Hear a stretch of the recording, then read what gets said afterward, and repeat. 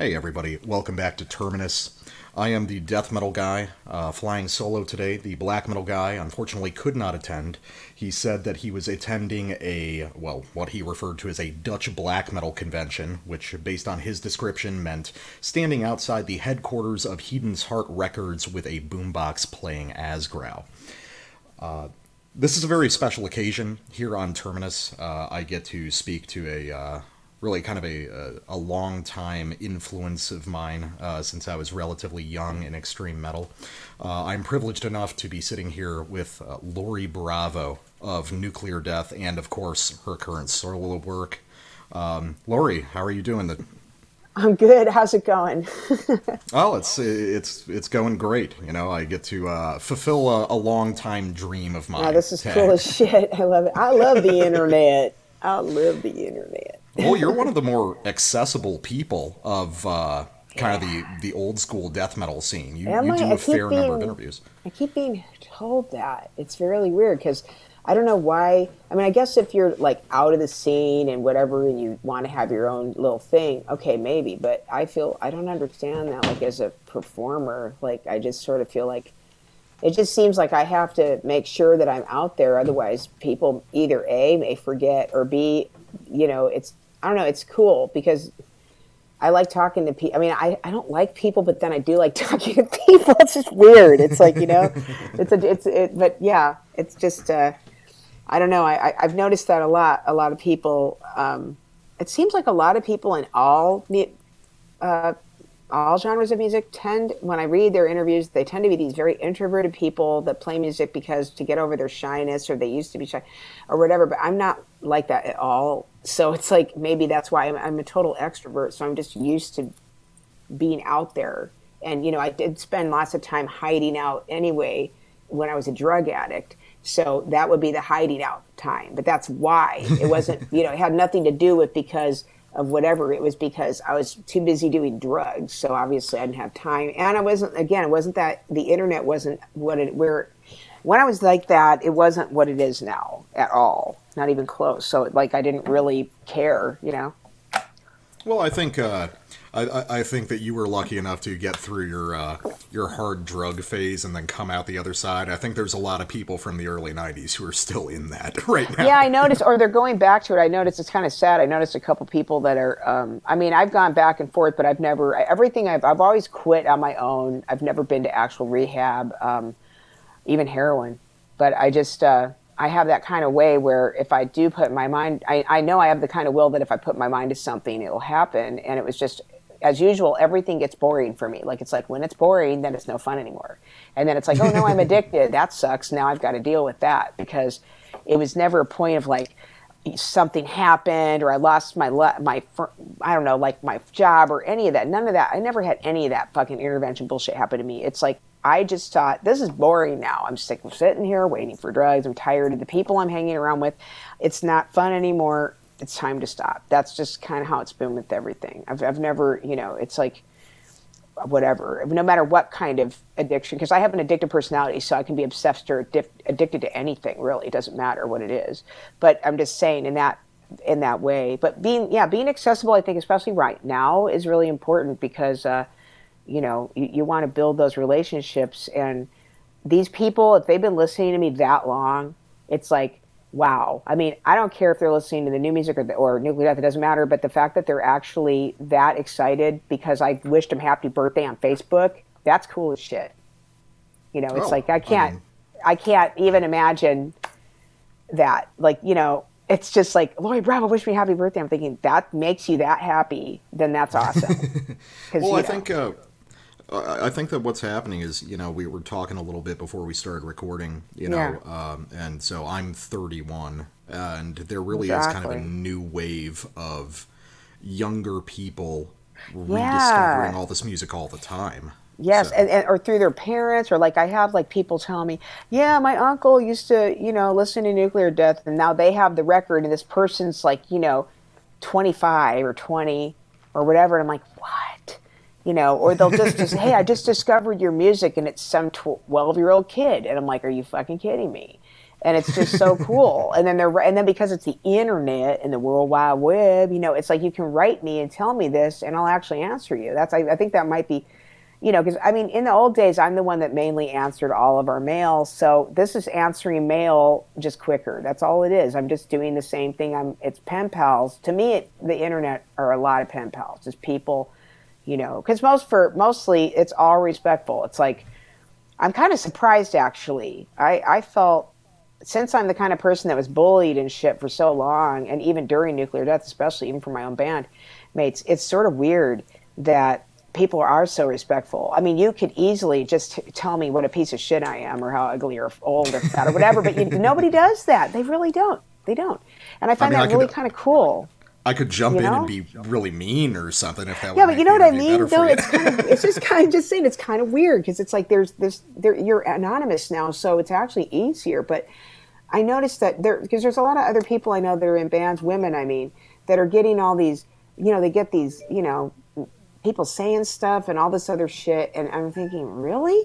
And I feel like almost bad for them, because I'm thinking, I never get any of that shit. Everybody's I don't know, if maybe they're afraid of me, which maybe they Well, should be. Maybe no, that's what it is. you It's see, like, Lori, I don't you've know. ascended. You've ascended into being like the death metal grandma Well, for I am. everybody. I'm the queen mother. I'm the first woman to do it, so that makes sense. I mean, I am the first lady of death metal. Nobody can take that title away. I mean, I helped create it, but I understand that, and I stand behind it now. I'm very proud of that fact, because that was one of my goals. I didn't know that, but I didn't. I mean, one of my goals was to do something different that no one had ever done, like Miles Davis did with creating fusion, and I did it. So I'm like really proud of that. But I'm just saying, I find it really, like I said, maybe they're afraid of me. I don't know. But it's like, and these are people that are from different countries that are about 6 feet tall, big, huge dudes that could kill me. But no, they're all like, oh, it's so cool. And I'm thinking, well, that to me means everything. Like I said, that's like when people would write back in the day when it was snail mail, and you're writing to somebody in Norway. And then the next thing you know, after 3 weeks later, you get a letter by boat, and they're telling you how cool it is. There you go. I mean, that always, for me, it was very impressive. I don't know if Phil or Joel ever really felt like they were just more about, like, we're not making enough money or any money, but it was never about money. I mean, how could you form a band like us at that time in the 80s and think it's about money? If it was about money, I should have been singing music like Madonna. I mean, it's like I could. I mean, I'm a singer, so it's like I could have went, if I'm going to do that, I would have went into pop or something and made, but the whole thing is I had this vision, and I honestly never thought it would make, when people were making money, that pissed me off, because I thought, well, how come we're not making money? Because people around us that were in bands that weren't that good were making money, and I thought, these guys aren't that good. These people can't even write fucking lyric, but here we are writing great lyrics, and we're not making shit. I mean, there were things like that, but it was never about that. And that's what's weird about me making money now. It's almost like, it's not a lot, obviously. I mean, right now I'm lucky I have like $90 to my name, and I live with my mom. But honestly, again, it's sort of like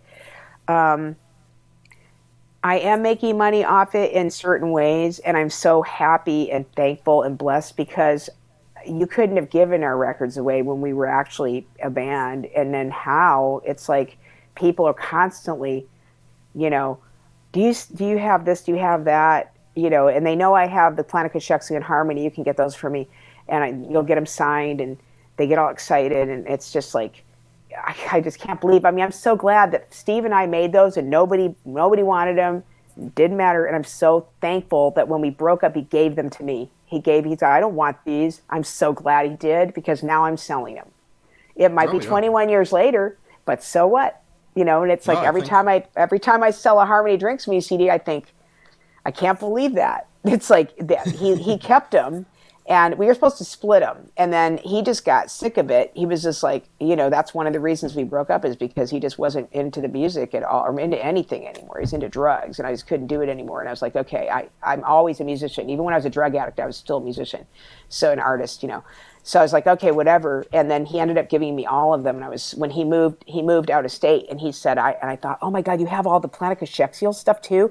Yes. I said, oh my God. And he gave me all of everything that we had. And I mean, I still have tons, probably hundreds of both of those CDs that I'm still selling to this day.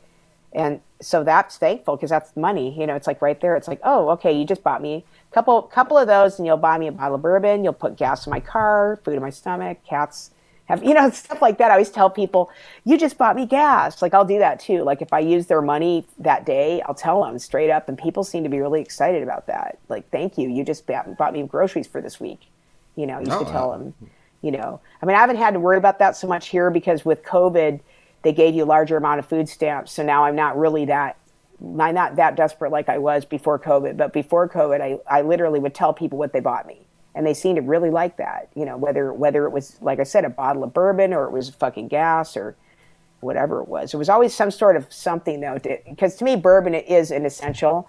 So, well, that's what I'm drinking right now. So, oh, right on. Nobody ever drinks bourbon. Cool, good. Hey, I'm down in the South like you. I know how it is. That's true. Well, like I said, I was doing this in Arizona anyway. But I like vodka, but it makes me mean, and I realized that years ago. So I stopped drinking. I had to. I was like, okay, this just isn't the way I want to be. And it wasn't always mean, but it makes me aggressive, and it makes me think of things like, I had to just go drive up to blah, blah. I don't know, just doing stupid shit. So it's like, yeah, so the bourbon seems to work. And, moving here and everything, I don't know, it's New Orleans. So hello, and I mean, people don't drink here, I'm sure, but I don't know anybody.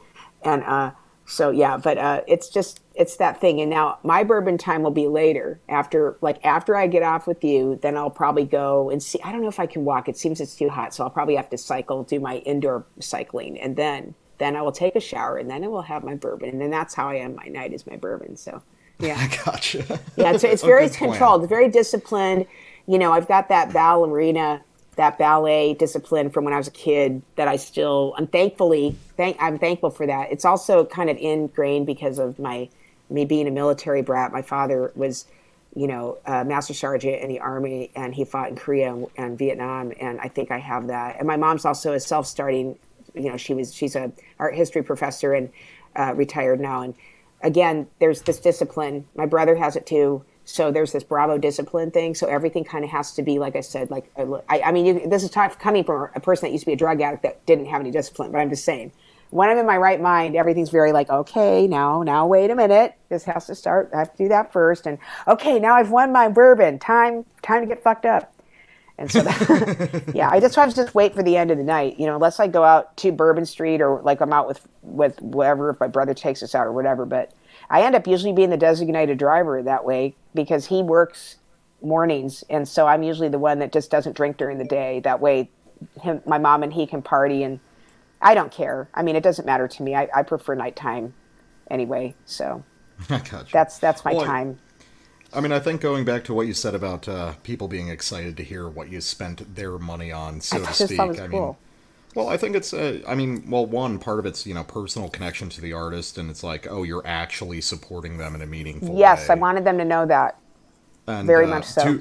To assure you, as someone who does extreme metal now, we're definitely not making any more money now than you I didn't think so. Well, that's what I mean. Like, it's just, people were getting signed, and, and it was a drag for us, but I don't know, everything happened. I used to think be all sour grapes, like, meh, but then it's like, now I realize, like, I'm so glad I have control. I mean, even though I did sign up with Odin Thompson of Morbid Records for these new re-releases, I have the control. He's doing something really awesome with my work, and it's cool. And he's a dear fan, just like he's a big, huge, nuclear death person and whatever, and he's a good person and whatever, so that's fine. But what I mean is I still have control over everything, and maybe if I had signed with Relapse or one of these that I was trying to get signed to, maybe I wouldn't have. I don't know. I mean, you just don't know. So maybe that was supposed to happen. So I always figure, I am that kind of mindset, that I do have that kind of thought process that, being a person who's a witch and everything, and comes from a long line of witches on both sides of my family. So I'm very, in tune with like karma and what's what. And I just thought, it wasn't meant to be, because it would have happened. And maybe it would have been a disaster. I mean, who knows? So, but I do own my rights. And I never knew how important that was until,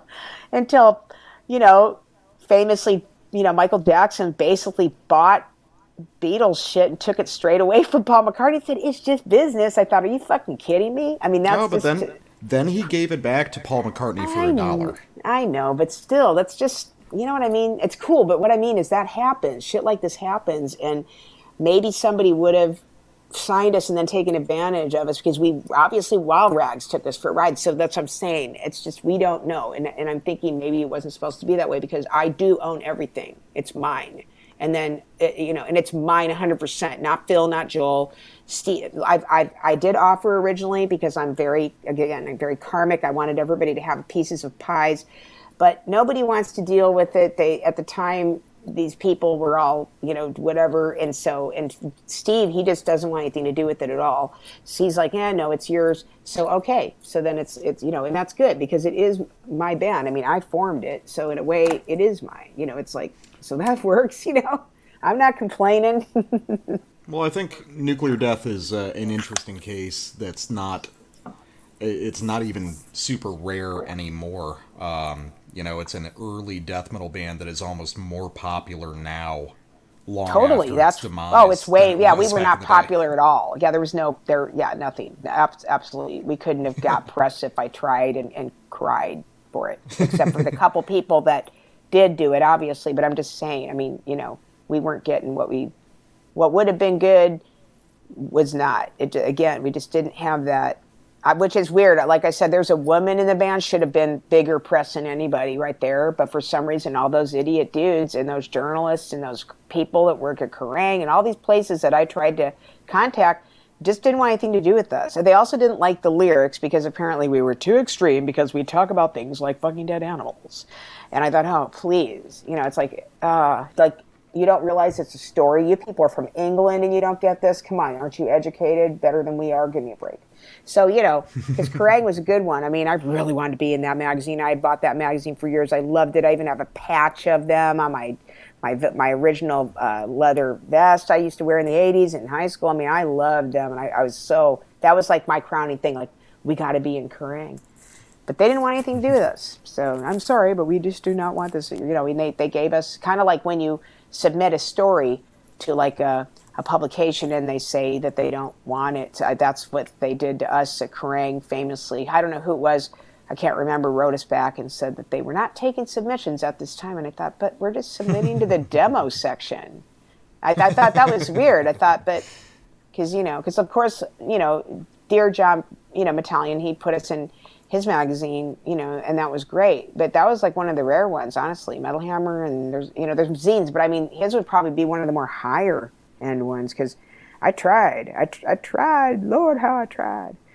I mean, I didn't know I have marketing in my blood, but I'm just saying I obviously do, and I ended up doing sales for years. That's how I made money, and that was my day job, and I was really, really good at it. But now I realize that that's what I was doing then too. I just was doing it, more grassroots because you're writing somebody with snail mail to England with your post or their post, and you're sending them, your cassette tape in the mail and whatever.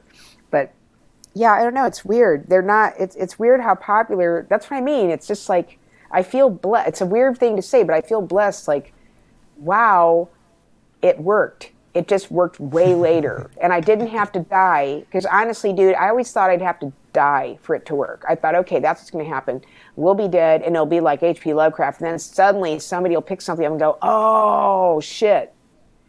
But then, luckily, here I am, and I'm not dead yet. So, and, none of my bandmates are. And I thought, okay, so I guess I didn't have to die. Well, I'm glad, because I really didn't want to have to wait until I was dead to be enjoying this from the grave. So, having people tell me that it's changed their life or that they formed a band, or my dear friend Pamela Escobar, she's from South America, and she plays bass because of me, supposedly. I thought, really? I don't know. It just blows me away. It'd be like me being able to tell Jimi Hendrix, the reason I picked up a guitar is from you. Tell Janis Joplin, the reason I sing rock and roll is because of you. And Billie Holiday, I sing jazz because of you. I was able to say that to these people, but most of the people that influenced me are all dead. They were all dead by the time, except for Miles Davis, they were basically people that were the high influencers in my life as a musician that were dead when I was into them as a child already. They were already dead. So it's like, but yeah, so it's cool. I feel like, well, if somebody can text me and tell me or whatever, message me and say that I had an influence or whatever, that they got them through. This other guy just messaged me recently. He's from Israel. And he said, your music got me through some dark times. I thought, really? That's totally cool. I'm glad that it did. Yeah, he's making patches, actually. Some limited edition awesome. ones. Yeah, some limited edition things are happening. There's all kinds of limited edition shit's coming. Finally. Oh, and my dude, Black Metal Store from Brazil, he's sending me merchandise. That's coming. Finally, I guess the COVID ban got lifted from the postage there in Brazil, because I couldn't get anything from there. That I have merchandise waiting that he's supposed to send me, and he couldn't do it. So that got lifted, I think, last week. So Oh, that's yeah. cool. Yeah. So yeah, there'll be some kind of cool stuff coming, nuclear death-wise. Little, I don't even remember what it is that he sent me. Honestly, it's been so long, I can't remember, but it's cool. Yeah. So It's neat. So real quick before we get into kind of the deep cut nuclear death talk, Yeah. obviously, so I listened to Bare Bones. Oh, thank you. For those who aren't familiar, Lori has been a pretty prolific solo artist, sometimes with a backing band. And you recently released Bare Bones, which is a sort of double album. And I Didn't listened to know the it whole was going to thing. be. I listened to the whole thing. I think it's wonderful. Thank you. Very hard to describe. It's at a kind of an interesting junction of like neo-folk, kind of older singer-songwriter stuff, as well as some blues and jazz. I mean, how would you describe it to an I audience who think you wasn't did. familiar? I think you just did a fantastic job right there. It's actually, Oh, when thank I you. try to have to describe it to people when they ask me what kind of music is, this is what I usually do. Usually it's somebody that I'm not going to be talking to for very long. So like on the street, somebody, whatever, oh yeah, you play music. Okay, what kind of music do you sing or play? And I'll think, okay, I got to think really fast. And I always say neo blues, because that seems to make them stop and go, oh, okay. They seem to get what that means. Now, is that what it is? I don't know. But I figure this album is the blues for me, because it's all about grief and anxiety. So there's only one raging song on the whole record, and that's The Outward, is what I call the Outward song. It's the only song that's not written about me, or it's autobiographical, and that's Suicide and Fentanyl. And that's just my view on the world completely and what's going on in it, and how, the rich men, and, that the homeless situation, people starving, the suicide and fentanyl, of course, children not being able to be reunited with as refugees with their parents, all that was going on. And then of course the rich men, how they buy children, and they traffic kids, all of that was in there.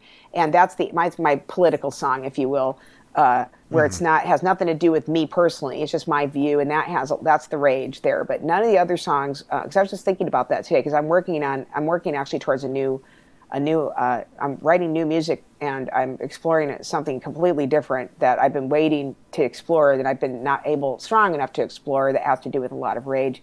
And so this is, to me, it's grief, but blues. Blues is, it's the blues. It's like the blues in my way, because there was so much grief when I was, it wasn't when I was writing, it was recording it, that just losing my 4 cats in a matter of months, and then losing our dog. And, and then me getting silent reflux and not knowing what it is, and being, on a liquid diet for 8 months, and not being able to sing for 8 months. And it was just such it was just like everything was stripped away. That's what's weird, because Bare Bones was just like an idea. I had no idea I was actually going to become what I'm writing at all. I mean, I actually thought, I'm going to want to look this way on the cover. I better start losing a little bit of weight. Well, I didn't have to, because I was on a liquid diet, and I dropped like 60 pounds in a matter of months. And I was glad, because I didn't, menopause makes your body weird. So I didn't realize that I had even gained that much, because I was so focused on my music that I just wasn't even, I'm very all about my weight. But as we all know, I have a weight problem, I have my whole life. So it's always been a problem. But this one was the one where it was just like, it's interesting how you can see as you go through, if you look on my YouTube and you see all the behind the scenes I did in my original studio in Arizona, you can see the difference in the way my face and my body change as I go. I get smaller and skinnier and thinner and more tired. And, because, it was supposed to, I had it all planned out. It was going to take, I thought it was going to be done in the summer when I originally recorded. And then all of this shit started happening. COVID happened, and although that is, it's a horrific thing, it didn't really impact the household because in Arizona, I hate sun and I hate heat. So I planned on making the album starting in March because that's when the heat starts. And I would just lock myself in the house like if you're snowbound, except instead I'm heat bound. So that was no problem being away, locked away. That's what I planned on. And that's what I do every summer. So I don't really care. It didn't impact me in that way. So I had plenty of time.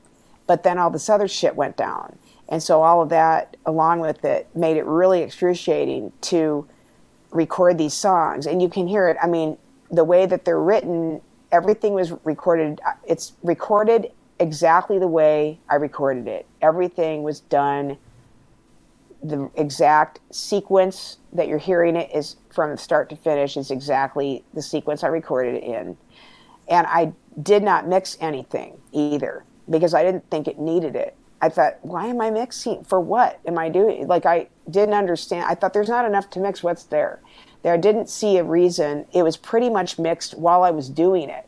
And I thought, okay, that sounds great. Let's go. Moving on. And I would always try to do it in one take, like, or one day, go up on Saturday, come down with a finished product, play it for my mom, move on with my night. And then sometimes there'd be weeks in between that didn't happen.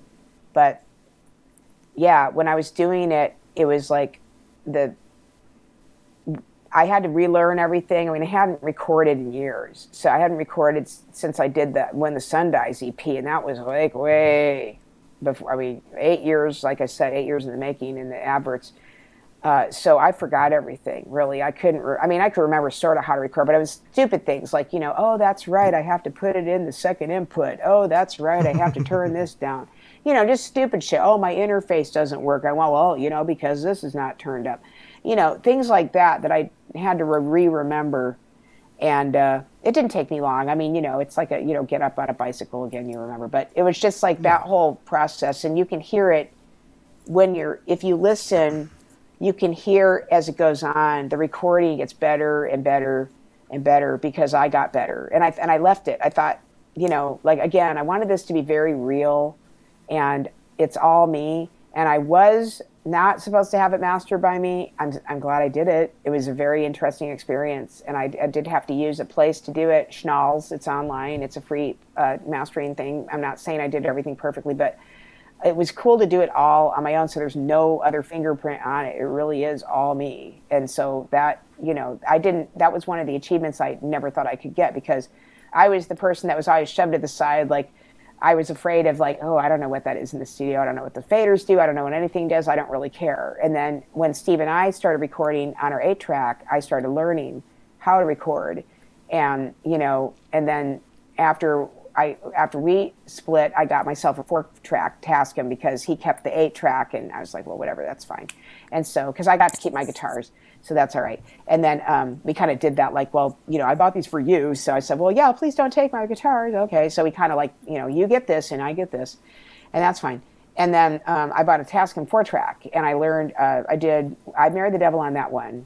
And I recorded When the Sun Dies on, I Married the Devil on that one, and then I recorded When the Sun Dies digitally. That was my first digital recording, and that was on GarageBand, which I use GarageBand. That's the other thing. People are like, you use GarageBand? And I said, yeah, because that's the only thing I know how to use. So that's what I used. And it's like, I kept it really simple because I wanted it to just speak for itself. I wanted the vocals to speak for themselves, and I didn't want to do, because with I Married the Devil, I went crazy. I had my friend Jesse play drums, and I played tons of guitar solos because I wanted to show all those boys that I actually can solo. I was like, I want to show you what I can do. So I have lots of solos, lots of overdubs, lots of just like, look, I can actually play, blah, blah, blah. But this one, I didn't need to do it. The only thing I was doing was proving that I can even get through the damn record. And then honestly, dude, I had no idea it was going to be 90 minutes. I didn't even know that until I put it up on Bandcamp. I thought, oh my God, this is 90 minutes long. Really? What? Well, and then I thought, whoa. Just to clarify something, because I don't think the division's ever been made clear. Lori Bravo Raped, is that distinct from the rest of your solo work that's just under your name? No, or it's is that not. just like your backing band? No, Lori Bravo Raped was me.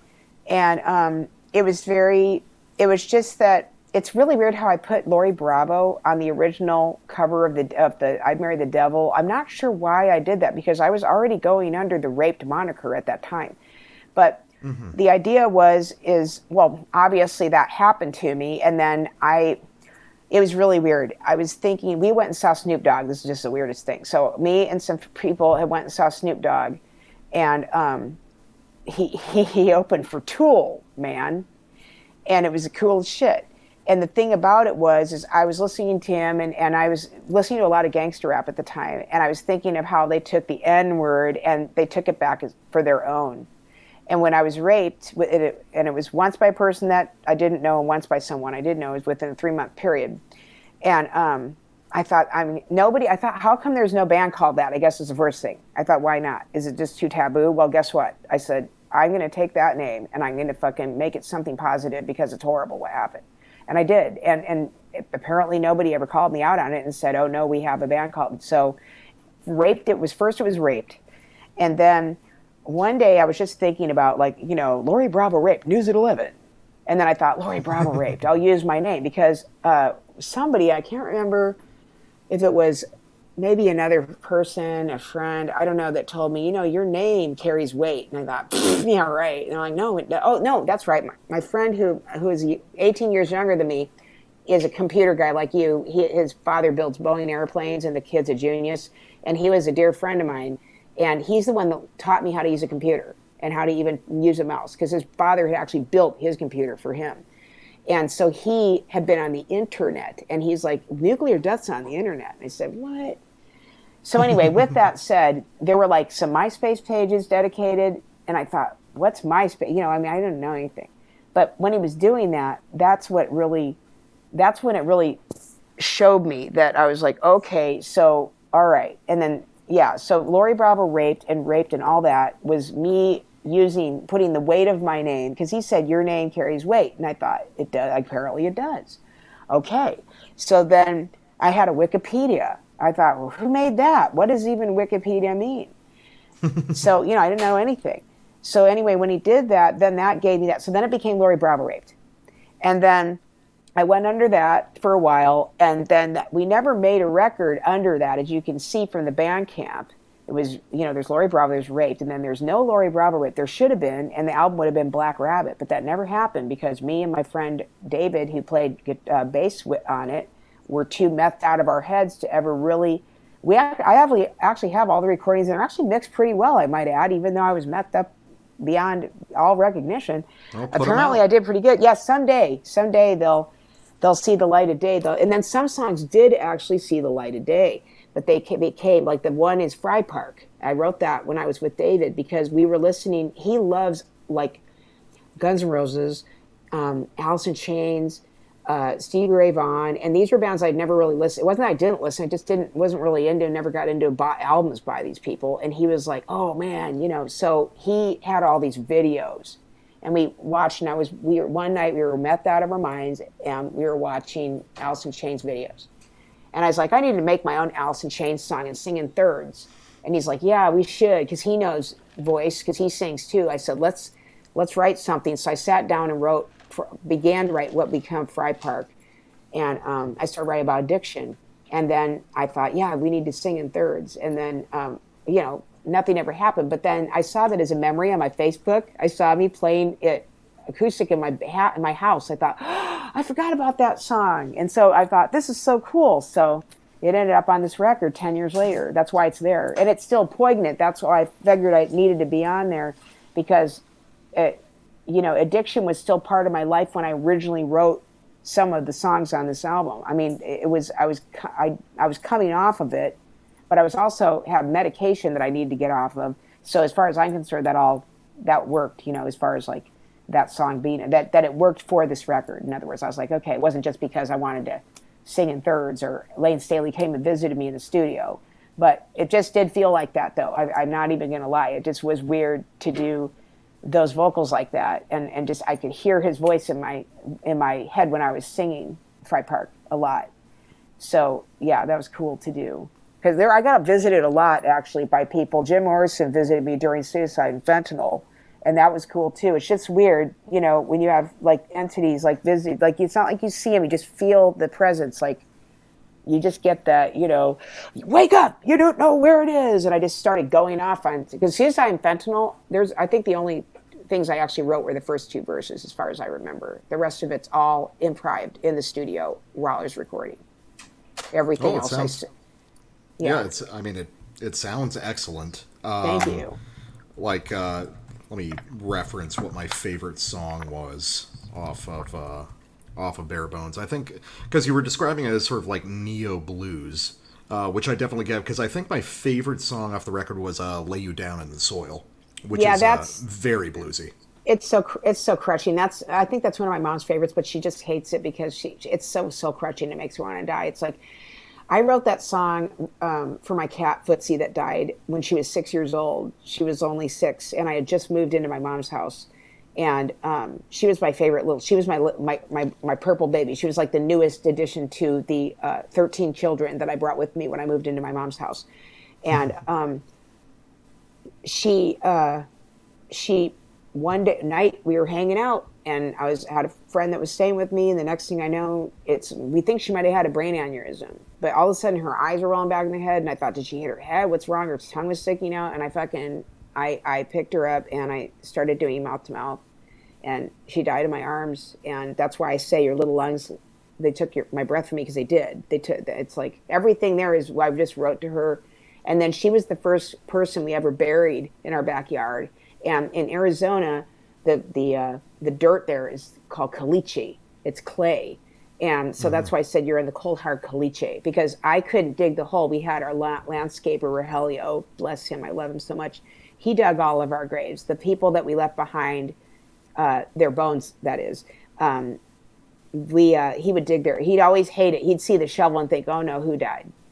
So, but she died, and it was like weird. And I always thought she's the youngest, so I figured she was going to be the one that I would finally get an Airstream and drive cross country with her and my music and just go play places, go play dive bars. That's something I still want to do, but she didn't make it. So that's why, that's all the lyrics are just me telling Footsie, and then it even became more poignant losing,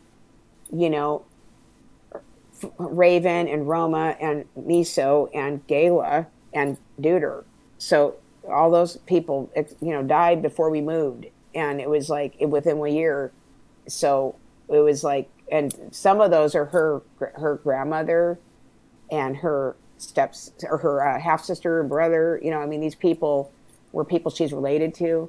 So it was just kind of weird. But that's that song. That's why it's like that, because it's just it's just hard to sing. It's hard to. When I sang it, I had to do it in one take because I was going to cry, and I knew I would cry, and I wanted to get through it to where I could get through it before the crying happens, so that when I do cry, then because when you cry and sing or whatever, it's like you're all fucking choked up. And so at the very end, you'll hear me, if you listen closely, you'll hear me go, because it's like then I release. But yeah, that. I'm glad you like that. It was really tough to record, but it's actually, it's beautiful. It's one of my favorite songs, though, as far as like just the way it's constructed. And I wanted to have that kind of Hendrix feel to it, like, during the verses, because the chorus was actually after the song Easter by Patti Smith. I've been listening to Easter, and I love the song Easter. And it's like, and then I sat down. When I got home, I was walking, listening to it. And then I came home and I sat down in the kitchen, and I took that song, and then I slowed down. I changed the key and slowed down the chord change. And that's where I got no, no, no, no, no. And then it just ended up being that song. And then I just wrote it on the spot right there. All the lyrics just came right there. Like I didn't even take a shower, just sat down. I usually, would be all sweaty. And I just sat there, and it just came like automatic writing, everything, do, like I was like a typewriter. It was like nothing was thought of. Not a single word do I remember thinking. It was just like it happened. I thought, oh, this is what people call automatic writing. Okay, weird, but it was just possessed, Yeah, no, it's a wonderful song, and the whole record is wonderful. Thank you so much. No, as an aside, I will say to listeners to the show, obviously we focus on extreme metal, but we also kind of stretch out into extreme music in general, and I would say that Bare Bones is, It's definitely heavy. Yeah. As it is, it's very extreme music that I think a lot of our listeners would appreciate.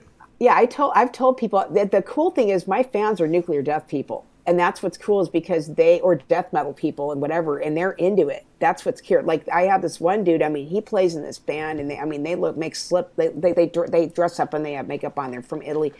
And they make Slipknot look like, whatever. And it's like, these dudes are like the dudes that he's like, I was crying in my room. And I thought, whoa, I made you cry. Cool. Because, and it's just like, I'm not trying to make anybody cry, but I'm just saying, like, I like the emotional impact that it has. And, yes, I think it's very extreme. It's very heavy. It's not, that's why Diamond Heart, I wrote it as a gospel, because what I'm saying is not good. It's like, it sounds like, oh, poor Lori, her heart is so damaged that nobody will love her. That's what it's about. It's just in case, like the same thing as the song Formaldehyde Heart that I wrote and put on I'd Marry the Devil. It's the same idea.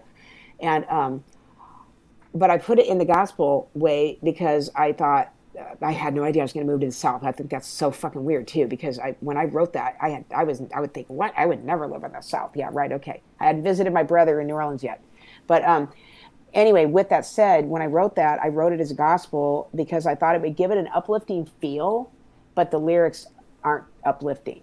But they're not a downer. They're just sort of like, well, that's too bad. But, make it have more of a religious connotation, but that's why, because I thought I gotta leave the listener with something else, especially after Suicide and Fennel. That shit's so heavy. It's like, you're just like, oh my God, it's like, and I thought, I mean, I know it's not like I said, it's not an intrusion where I'm talking about myself, but there's enough in there, to where, and you never know what people are going to like. That's what I also like. Like, I'll think that I'll turn someone onto it, and then I'd be like, they're probably going to like this one, and then they tell me they like something else, so I'm like, what? I always think, oh, okay, I didn't expect that. So you just never know what people are going to be into or what not into. But yeah, definitely, I say that's just as extreme, if not more, than nuclear death, because it's actually real. These are true stories. So I think that in itself is extreme. It's like real shit that I went through, and I'm alive to tell you about it.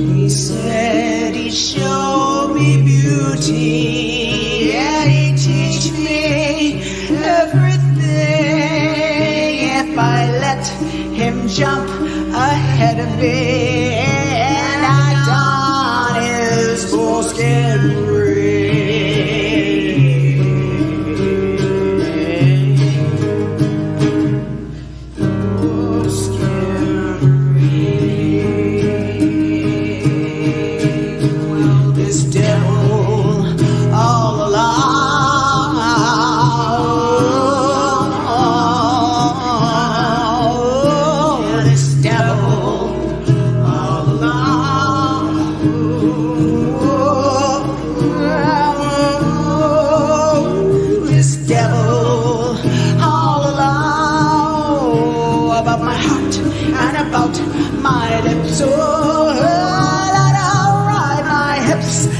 gypsum whore, yeah, upon this desert floor.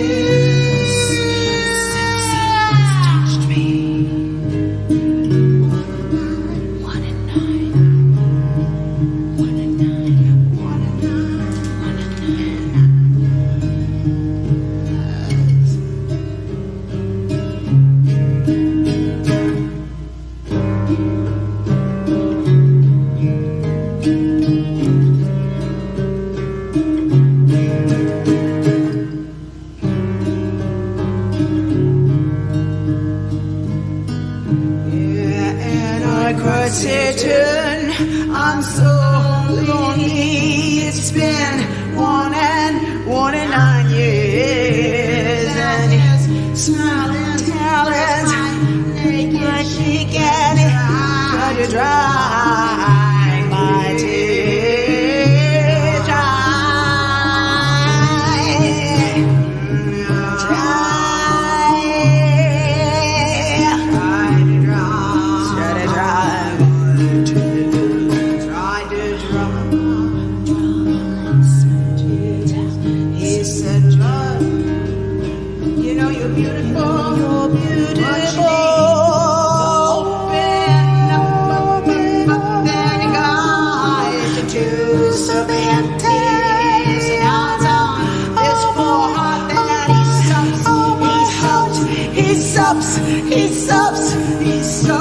he stops, this devil all alone, yeah, this devil all alone, yeah, let that go, this devil all alone, with my heart and about my lips, like a gypsum whore upon this desert floor.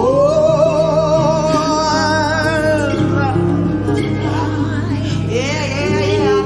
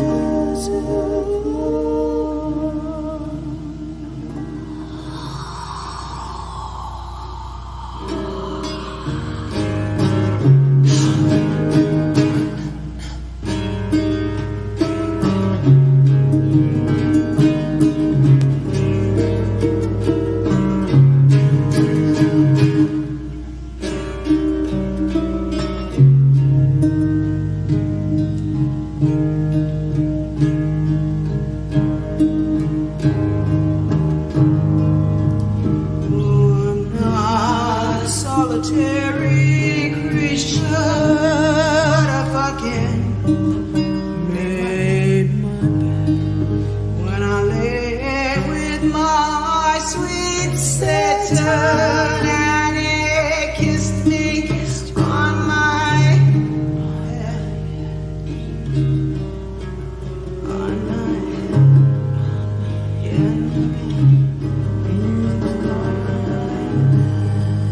In my bed.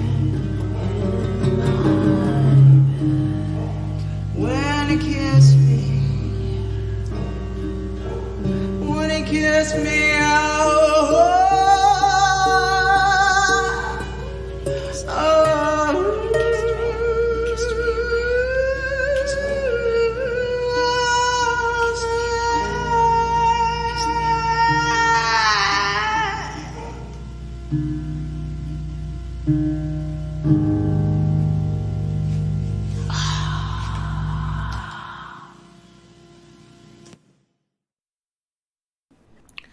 All right, we are back after listening to Lori Bravo's "This Devil I'll Allow," Southern Ruby Devil, off of her new record "Bare Bones."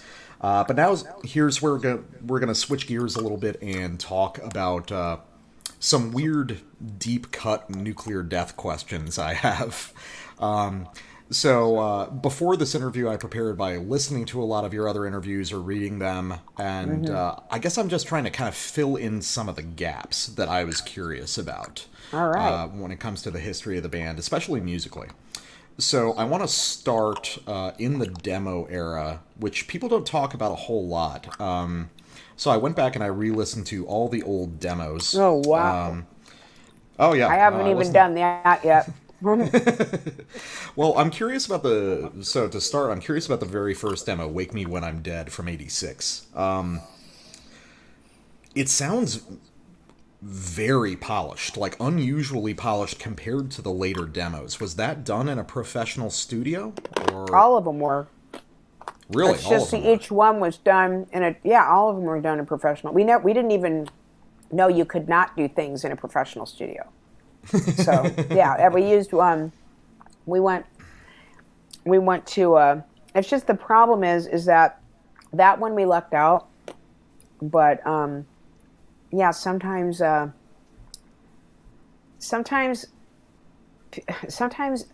we get lucky and sometimes we wouldn't. I believe, if I remember correctly, I can't be sure because I don't have them in front of me, but I believe each one was done at a different studio by different people, and that was the problem, is that, you know, some people don't get it and some people did. And I guess the first one we lucked out, and whoever did it, I don't even remember, did it. Love it. Because it sounds to me like it's really competing with other like quality thrash demos from around the same era.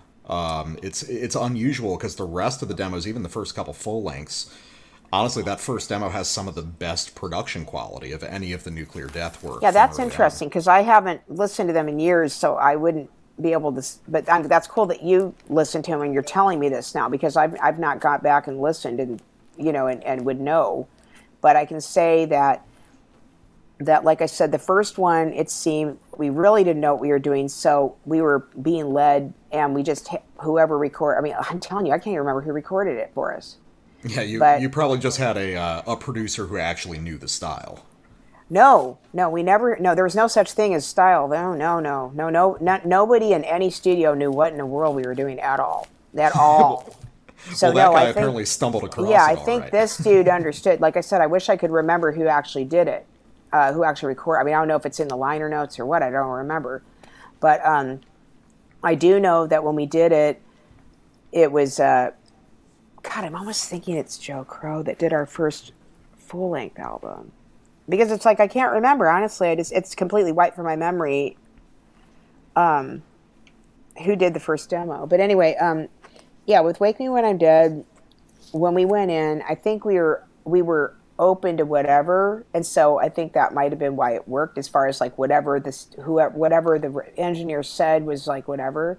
But Welcome to the Mines and Vultures Feeding, oh my God, that one was the worst, because that's the one, well, I believe it's the one where we went in, and I believe it was this band Icon's guitar player's brother that had a studio, if I remember, or this might be something I made up. But anyway, this dude, I believe he played drums. And so it was all about the drums. It's something I've said before, but it's just, I started noticing a pattern. And that was that every time you're in a studio, if the person plays music, and they usually do, if they're a guitar player, they're going to concentrate on the guitars. If they're a bass player, they're going to concentrate on the bass. And they don't really seem to be well-rounded as far as concentrating on the full band as a unit, the people we would go to.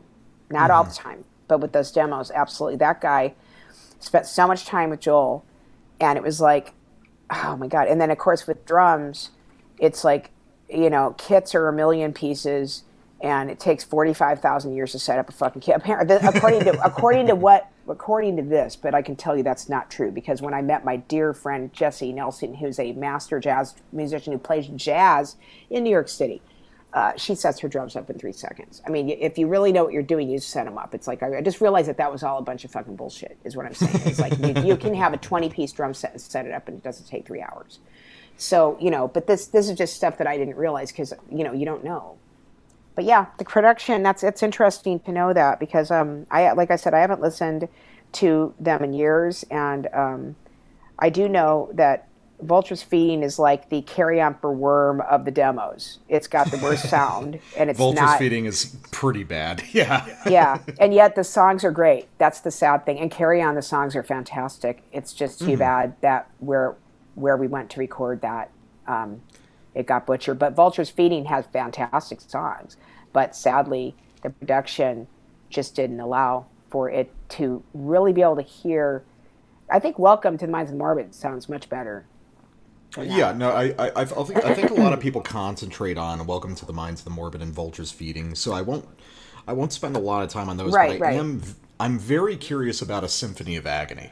Okay, so that's my friend Craig's party. That's all it is, and I was going to ask you, so where were those live tracks recorded? Because it sounded like maybe a rehearsal room show or a house show or something. It was a house party. What's so cool is I had this JVC boombox, and it had this cool, where how you have the dial that you record, you turn it up to record, and then there's a click. You can click it, and then I guess, now I don't know what this, I would never know what a compressor is at this time, but it had where you would click it one more, and it could record live music, and it would compress it almost like your iPhones and things do, where it's not distorted. And because I like to record my voice since I was like in 5th grade with my little Panasonic, I used to use it to record things. And so I realized this, and I thought, oh, cool. But then I didn't know I was going to be using it until until later. And then that's when I realized it. I was like, oh, okay. And then the next thing I know, I'm realizing that, oh my God, like we can use this to record. So we used to record all the other thing is I learned from John Lennon, his documentary Imagine, that you should archive everything. And so I immediately began to archive everything. Thank goodness I did. And I still do to this day. I know maybe you could call me a documentarian. I document everything, and I'm glad, because that way I have a nice body of things to look at. And so we recorded every rehearsal that way, so we could listen back and be like, whatever, like, listen, oh, I don't like that. That's cool. I mean, that's how we wrote songs, because nobody wrote anything down. I mean, Phil would write like lyrics down, or I would write lyrics down, but we didn't write music down. We didn't write down notes or anything. We just fucking remembered it, and we remembered it by that. So we took that to Craig's, and he had a house party, and that's the result of the house party. It just sounded really cool, and I always loved Kiss Alive and Kiss Alive too. I said we should put out a live album, or like a live recording. And then Phil's like, yeah, he's like, he came up with the title, and then the cover art, and we put it out. We thought, why not? Because once we realized that we could put tapes out on our own, because that one's not recorded from a studio. Of course, it's us recording it, and then we made they're probably on the original Radio Shack, if I remember correctly. That's what we were recording at that time, Radio Shack, cassettes and stuff. So, and then we just wrote it in there, and then we put it in there, and we sent it off. So Oh no, it's wonderful. Honestly, of the early demos, that's probably my favorite one because I think the rehearsal tracks that you have at the end of it, as raw as they are, that's probably my favorite rendition of the really early Nuclear Death stuff. That's really cool because, yeah, again, see, now you're reminding me that we even did that because I forgot about that too. Like, you know what I'm saying? It's like, I mean, okay, I'm glad I'm looking this up. Okay, so Wake Me When I'm Dead was recorded by Joe Crow Correo, and that's what I thought. I'm glad I mentioned that before. He also recorded Bride of Insect, and that's why that sounds so great, because Joe Okay. kicked ass. He had his own home studio. He was a really cool dude, and he was also sort of a feminist because he realized quite quickly how Phil treated me, and I came up with the voice that I used because Phil pissed me off, but he took me aside, and he was the one that said, "Look, I want you to take the anger that you're feeling right now, and I want you to put it right in that microphone right there." And that's where we were doing Seventh Nun, and I didn't know what I was doing as far as vocals, and then suddenly the vocals just came out, and that's where the vocals came from. It was Oh yeah, that. no, I definitely have questions about your vocal performance in general But anyway, a little yeah, bit I'm glad I later. just looked Yeah. that up. So that's why, anyway, that's why it sounds so great. We went to him, and the thing is, I don't know why we didn't go to him for, I don't think the second one, I'm not sure why we didn't, or maybe we did, I don't remember, but I do know we did not go to him. I think I almost feel like he disappeared by the time we couldn't find him for Vulture's Feeding. So that's why he didn't do Vulture's Feeding. Otherwise, obviously, it would have sounded great, and would have sounded how it's supposed to sound. But yeah. But anyway, I Yeah, I digress. gotcha. Okay, so moving into some of the full lengths. So, Bride of Insect, as far as I understand, was recorded in September of '89. So, I'm curious about your perspective when you guys were doing it. Were you aware of just how extreme it was compared to almost everything else coming out at the same Yes, time? and that's why it made me mad. Absolutely. I was aware of how extreme we were the moment we started writing our own songs. I mean, now let's face it. Like, I wasn't. I had not been writing that long when I started writing. I mean, I was writing, but it wasn't that kind of these lyrics needed to be certain kinds of lyrics, and I hadn't wrote certain kinds of lyrics like that yet. So I was learning how to write in the way that we would write. So to me, Lockjaw isn't that great because I'm not a good enough writer for what kind of story I'm trying to tell because I had never written horror stories before. I was a writer, I was more prose and more more like journalism. Journaling. I'm sorry, self journaling. So when I was writing, even then I was writing things that were more autobiographical, but they were never going to be in Nuclear Death because the idea was to make horror stories with this band. And so Phil had been writing horror stuff, and he had been submitting to like Weird Tales and those things for years. So he knew what he was doing, and so so with those songs, it's like to me like Shrieking Terror. I came up with the riff for that. The original riff for that was me singing it to him, you know. But what I mean is, like when we got to the album, I mean, that's what made me so pissed off because I couldn't understand how the people around us were getting signed to these record labels, and what we were doing to me was so much better. The whole thing to me is the musical quality was better, and I don't mean that production. I mean the quality of the writing was better than these people to me, and still I feel that way. I just never thought like a lot of these bands that people like, I never thought they were that great. They were like repetitive. They didn't seem to have a dynamic as to how many chord changes you could actually do if you put yourself in the fact of not boxing yourself into power chords and just make chords up, because that's what we did. We just make things. I mean, I'm sure there are actual chords. Some person that knows music theory would say, "Oh, they're playing a do do do do do." Well, I don't know any of that shit. So we were just making shit up and saying, this sounds spooky and creepy, let's use this. And then the same thing with the lyrics. It was like, Phil's a great writer. I mean, he went to Catholic school. He did quit, but I mean, he's a very high intelligence. And so his writing was really, really good. And so that right there is like better than Possessed and their Dwell, Spell, Hell, and whatever the fuck. And to me, that shit was boring. It was like, and then they're fast. Like we used to call Slayer slower, and I've said this before, but we did. I love Slayer. They're one of my big influences, but we want to be faster because as a band, when you have a woman, you've got to work 10 times harder. And so I knew that we had to be 10 times more evil, darker, faster, more brutal than the boys. Otherwise, we're not going to fucking have a leg to stand on. And that was my idea. I mean, I knew that I needed to be much more extreme, and I'm so lucky that Phil was an extreme writer because, most of the lyrics that he wrote, most of the lyrics were written by him.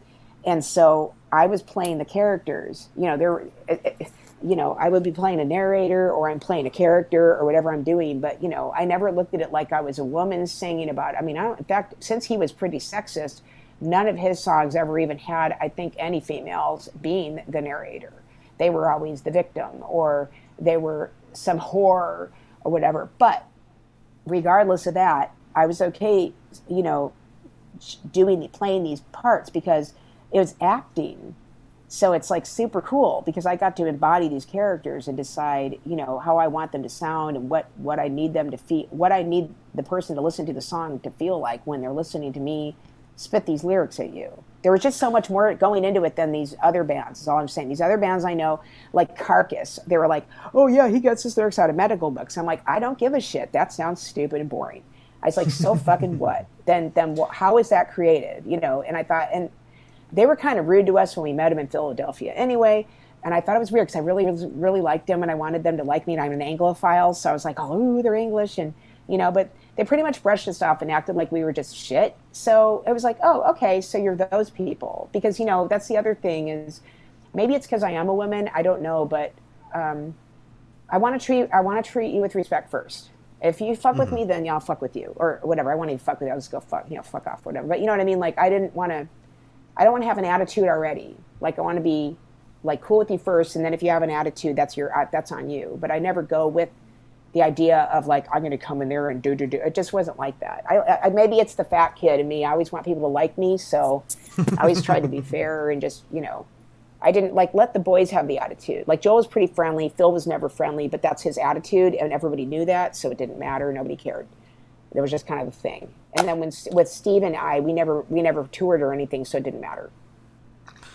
Well, that brings me to something I'm pretty curious about. Like one of the big things that attract me to Nuclear Death, which specifically is the lyrics. And it's interesting hearing you say that it was Phil writing most of it, because I've read different interviews with you and Phil, and it seems like I've seen like 50 different answers to the question of who was writing the lyrics. No, because I was very honest about the lyrics that I did write. I mean, my lyrics are going to come to you.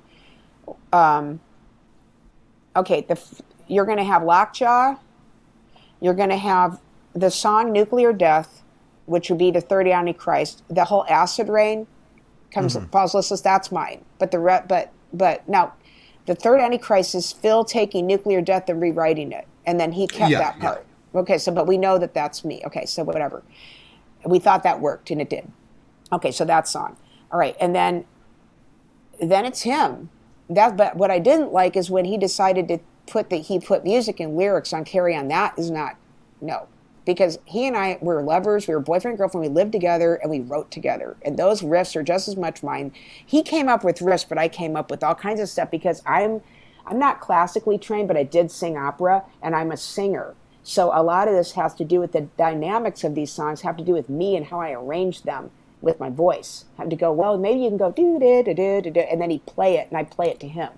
So I'd play guitar when I was sitting there. I never played bass when I sat down. I'm a guitar player, so I'd sit down with him and play guitar to him because I'm actually a better guitar player than he is.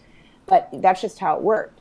So it's like, but then he would play it and whatever, and then he'd make his own thing. But what I mean is, but as far as the lyrics go, no. He wrote Believe everything on Carry On. Everything on, well, whatever, Rite of Insect.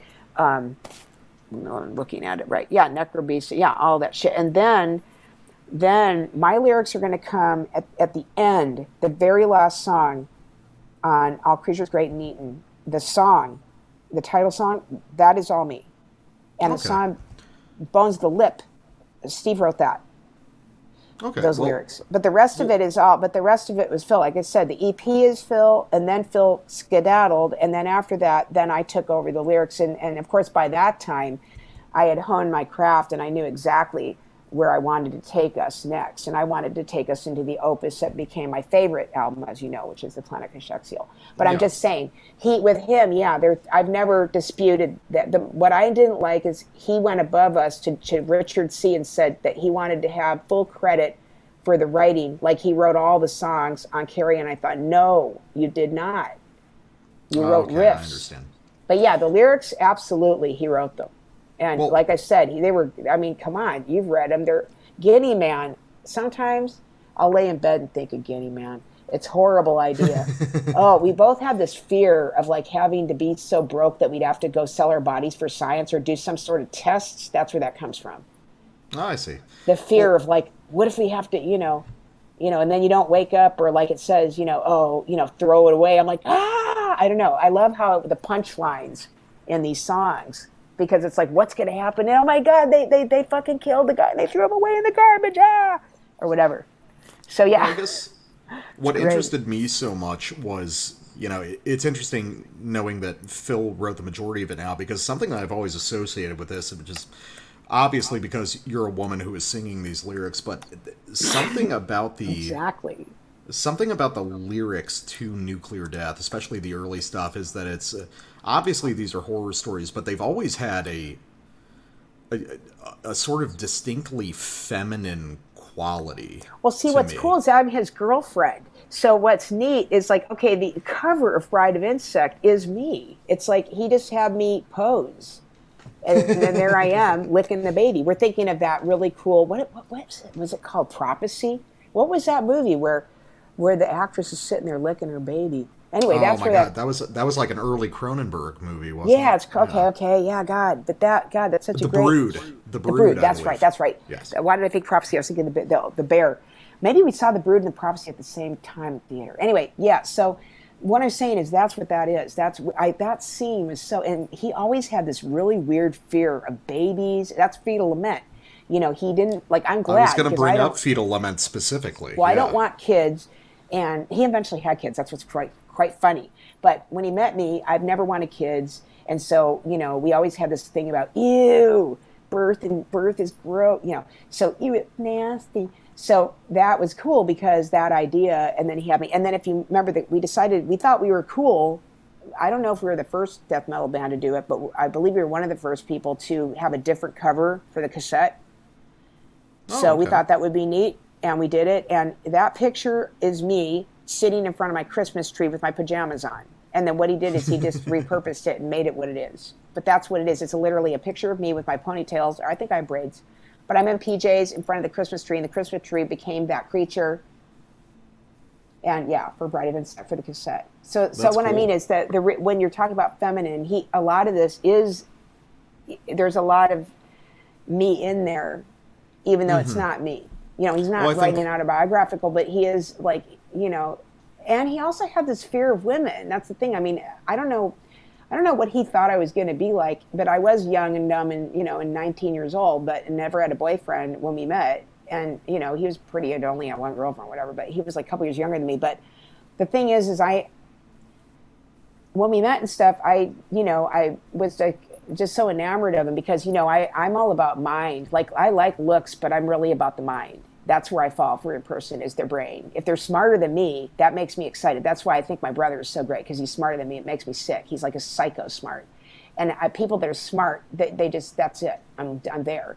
So it's like, he and I and the fact that we're intelligent people and we're intellectual on that level was really cool because, like I said, when he's writing these lyrics, a lot of times it would almost be like I was acting it out anyway. He'd know I'm going to act it yeah. out, and it'd Well, be I like, think you know, Well, yeah, no. One of the things that made me think that perhaps you were the main lyricist was so sort of like you were talking about this sort of a lot of the lyrics portray what I think of as sort of distinctly feminine neuroses, which I read in a lot of like female horror writers. Like you were saying, this fear of birth, this fear of sort of infestation by an alien creature, as well as, the main character, so to speak, in these stories being a woman. A lot of the time, these fears of rape and sort of eroticism And see, tied that's into so everything. fucking weird Yeah. because I didn't know he had added a thing about women. I learned, obviously, which is weird because he treated his mother like gold. It's very strange, but it was a very male-oriented household I lived in because he had two brothers and his father who was very, very, very, very sexist, and then him and then his mom. He was much closer to his mom, and not that his dad was a lovely guy, but I'm just saying he just had that old school, white Irish sexist sort of way of being. He's Irish, Hampson, and he just kind of had that whole whatever. But his mom's Mexican. Me, that was the other thing. We're Mexican. That's a half Mexican, he and I too. So that kind of also. But with Phil, it was weird because I didn't realize he had this fear of strong women. But I learned that as I got stronger. And that's the weird thing because it's like, I think he thought I was a little bit of a shrinking violet because I kind of was. I was like the fat girl that's like, oh my God, I got a boyfriend. He's cute. He's got long hair and now we're going to make a band and blah, blah, blah, blah. So, I seem all cute because when I like somebody, I seem to be a little bit more like, hee, Well, yeah, but then there's the real Lori, and the real Lori is a motherfucker. And so it's like, as I got more strong along and, not, saying no to things and stuff, then he couldn't hang. And that's the thing about that whole neurosis, as you're saying, is like, he's afraid of it. I mean, he seemed to be afraid of any strength shown from a woman, and that you want to beat it down, you want to put it down, you want to keep it in the closet, you want to whatever. And I think that's the thing. That's what's weird about it. And I can tell you something else. I never saw these until he was basically finished with the. He would come and present me the story. Like I wasn't sitting next to him smoking weed. Well, I probably was actually, probably answering mail. But I would sit and smoke weed, and then he would write. I wouldn't even say they were lyrics though, because they were more like stories. And then he'd say, and they go, here, what do you think? And of course, everything he wrote, he would usually do it sort of like how I do it, the things in one take. It was usually never revised. They were just great. And it was like, this is great. And then it'd be like, if it did need a body, that's when we'd start going, okay, now we got to kind of make it a song. Maybe this doesn't work here, like Cremation. Because see, I recently found when I moved that I actually ended up with all of the original notebooks of this. I had no idea Phil gave those to me, but apparently when I moved, I got them. So I got all of that old shit, all of our notebooks that have the original lyrics from all of this written in his writing. And well, you need to publish all of that. Yeah, and Odin Thompson and I have some special things coming up, so just wait. But right. But anyway, yeah. So what's neat about that is maybe he thought, maybe even though it was a really bad breakup, maybe he had some inclination that they'd be safe, because I would never be like, well, I'm going to burn these because it's me and Phil. It's like, no. Even though horrific things that happened with him, it's still art. It's our work. Yes, it's our work. And I don't burn work. So I do have it. And there's a couple revisions on Cremation, but for most part, like I said, he would come to me with the song. I'd be sitting there next to him in the bedroom, and I go, whoa, man, that's awesome. And then we'd wait to see Joel so we could, we'd go, okay. And then we'd be like, try to figure out maybe a riff around it or something. So by the time we saw Joel again, whatever that would be, then we could go to the practice room and present a new song. And but I'm just saying that's kind of how it went like that, and then we would work on the music. A lot of times, like I said, sometimes the riffs would come from me and him, because I am a guitar player. So sometimes what he'd do, and I go, well, why don't we do this? Or I move your finger here. That sounds evil, whatever. But like I said, you can't really, that's why I hated when he did that. Because I thought, wait a minute, dude, like we write together. That was the whole thing. We write, but I've never taken credit for the lyrics, because those are him. I mean, that's him being afraid of women and weird things. His creepy, he was sort of a germaphobe. So there was that going on. I never questioned it. It's fine. I mean, I'm a kind of a cleanliness is next to L'Oreal-esque kind of person, so I'm cool with that. But yeah, we're kind of, these kind of weird, which is weird later when he ended up having a band with Joel, that whatever, I can't remember what he's even called. Starts with an A. I think it was Eroticide. That one. Okay, starts with an E. See, that's how much I know. But then suddenly they have lesbian nuns and all this stuff, and I thought that was really funny because back in the day, I talked to him about lesbianism one time. I was reading Sappho at that time. My parents had bought me a book, her work, Sappho, the poems of Sappho, and I had never read it before. And he was like, "Oh God, that's." I thought that's gross, and I thought that's gross. I said, "You're the only guy I've ever talked to that's ever thought that's gross. Every dude can't wait for that to happen. Are you kidding me?" And he was just like, blah, blah, blah. And I thought that's kind of weird because, like I said, that just seems like to everybody's dream. So I just thought it was weird when he told me that, and I thought, So then later, when that was going on, I thought that was sort of funny, and the period blood. I paint with my menstrual blood, and well, I did until I stopped because damn menopause.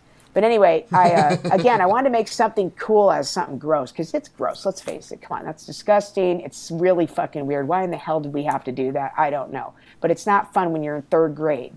But I can tell you, I had to do something with it, and eventually I realized it's sort of like tempera paint because when you put egg, you use paint, you put egg in it, it's the same consistency. I said, oh my God. So he freaked on that. Like he was like, this is a person that writes what he writes, but it was like, ew. He was like Mick Jagger and can't get no satisfaction. Maybe, call me later next week because I think you're on a losing streak. Okay, I'm on the losing streak. So on that week, he used to call me the Chi Beast week. Like, oh, Chi Beast week. Don't touch Lori. She's gross. And it was weird because I'm thinking, this is a dude that like writes about decrobestiality. But okay. So yeah, it was kind of funny that way. I always thought that was sort of a weird. He really thought. I think he wrote like that because he didn't like gross stuff. And I think that was probably his way of dealing with not liking a lot. I mean, horror movies aside, gross shit, real gross shit that's real, no. Like, I don't think he liked to, like, if I cut my finger, he wouldn't be like a vampire. It's like he'd be like, whatever. But I'm just saying some people are the way they are. Like me, if I can smell blood a mile away. Somebody cuts their finger, I'm not going to go suck it, But still, it's like, I like blood. I'm a very blood-obsessed kind of person. But yeah, with him, it was sort of like, ew. So, maybe that's where all that comes from. I really think so. Yeah, well, speaking of necrobestiality in particular, I wanted to talk to you about your vocal performance, especially on the early stuff. Yeah. So, I had guessed that you had either some sort of classical training or some sort of background, and then you ended up confirming it in some of the other interviews I've seen. Because you can hear in moments like on necrobestiality or the third Antichrist, like specifically on necrobestiality, you've got, on that line, bringing forth his disease, you've got that really nice vibrato in there. Vibrato, yeah. I got that. I snuck that in. I thought I was kind of lucky that way. Because sometimes you don't get to sneak it in, but I snuck it in and it didn't get pulled. Well, that's also on the third Antichrist, and you had been doing that specific vibrato even in like demo versions of the songs. Oh yeah, well that one was lucky because, like I said, I wrote that part, so I was lucky because that one was Joel seconded it too. He's like, we've got to keep the part with the acid rain, and then Phil's like, well, all right. So he wrote the other thing around it, which it worked. Like you said, it worked when he did the third Antichrist. He was like, no, we got to keep the acid rain part so Laurie can do the singing. Because people see, Joel was more open-minded, so he actually was more about like Laurie Cans. Like he probably would have been further in the band if he had been a guitar player instead of the drummer, just because of the fact that he was okay with moving forward. But with Phil, it was like will we or won't we? And so yeah. But well, that was something I'm curious about is just this influence of, because you've got this very extreme music, and then that sounds like almost a sort of Iron Maiden inflection or something in there. Like, well, guess who one of my favorite bands was? So you know what? That makes sense to me. I mean, it's like, except I didn't have to shake my head up and down like Paul Di'Anno to get that vibrato. It's natural. So I thought that was weird when he did that. I didn't realize that's what he was doing. I mean, I just thought, oh, okay, I guess that's how I didn't realize that's how he gets his vibrato. But I'm just saying that was something that I've been born with. So I didn't even know you didn't have a vibrato. I didn't know people couldn't have it. I didn't know you had to create it. I didn't know people would learn it. I had no idea. It just happens. It's just me. Well, I was curious about other possible vocal influences because something that I thought might have been an influence, although I don't know if you were listening to them at the time, would be Don Dottie from Dark Angel. No, I hated Dark Angel. I always thought they were How, sort of like, well, I did. I didn't hate them. I shouldn't say I hate them. I I was actually about to met say, them. how They do were you really hate nice. Dark Angel? Jesus. Well, I just didn't. I guess the thing is, we were being compared, and people. It was just like, to me, like at the time, we were sort of like, okay, but they. I still didn't think we were. I thought we were better. So I guess that's what I mean. So they weren't Okay. influencing me for shit. In other words, they were after us anyway. So Well, now no, my I mean, influences are. Darkness Descents was 86, so I know, but I you got thought to that maybe you'd remember, I heard was it. writing. We were writing before that, though, like in Okay. '83 and '84. We just weren't a band yet, but we were already writing, But like I said, yeah, him. Like I said, it's sort of weird because I'm already a singer anyway, so it was just like, when I was singing with metal, that was easy because people sang in metal still, whether it was Rob Halford or fucking whoever, I don't know. I can't think right now. Geddy Lee, I mean, I was trying to sing. Okay, first of all, these men sing in I'm sorry, vibrato. They sing in falsetto because they're men, and I'm not. But my voice changed when I was 14, 13 or 14. I used to be a high soprano, and then my voice changed just like a boy. It literally, I went through puberty and my voice changed, and I went to alto tenor within a year. And I was in chorus, so this is how I know this.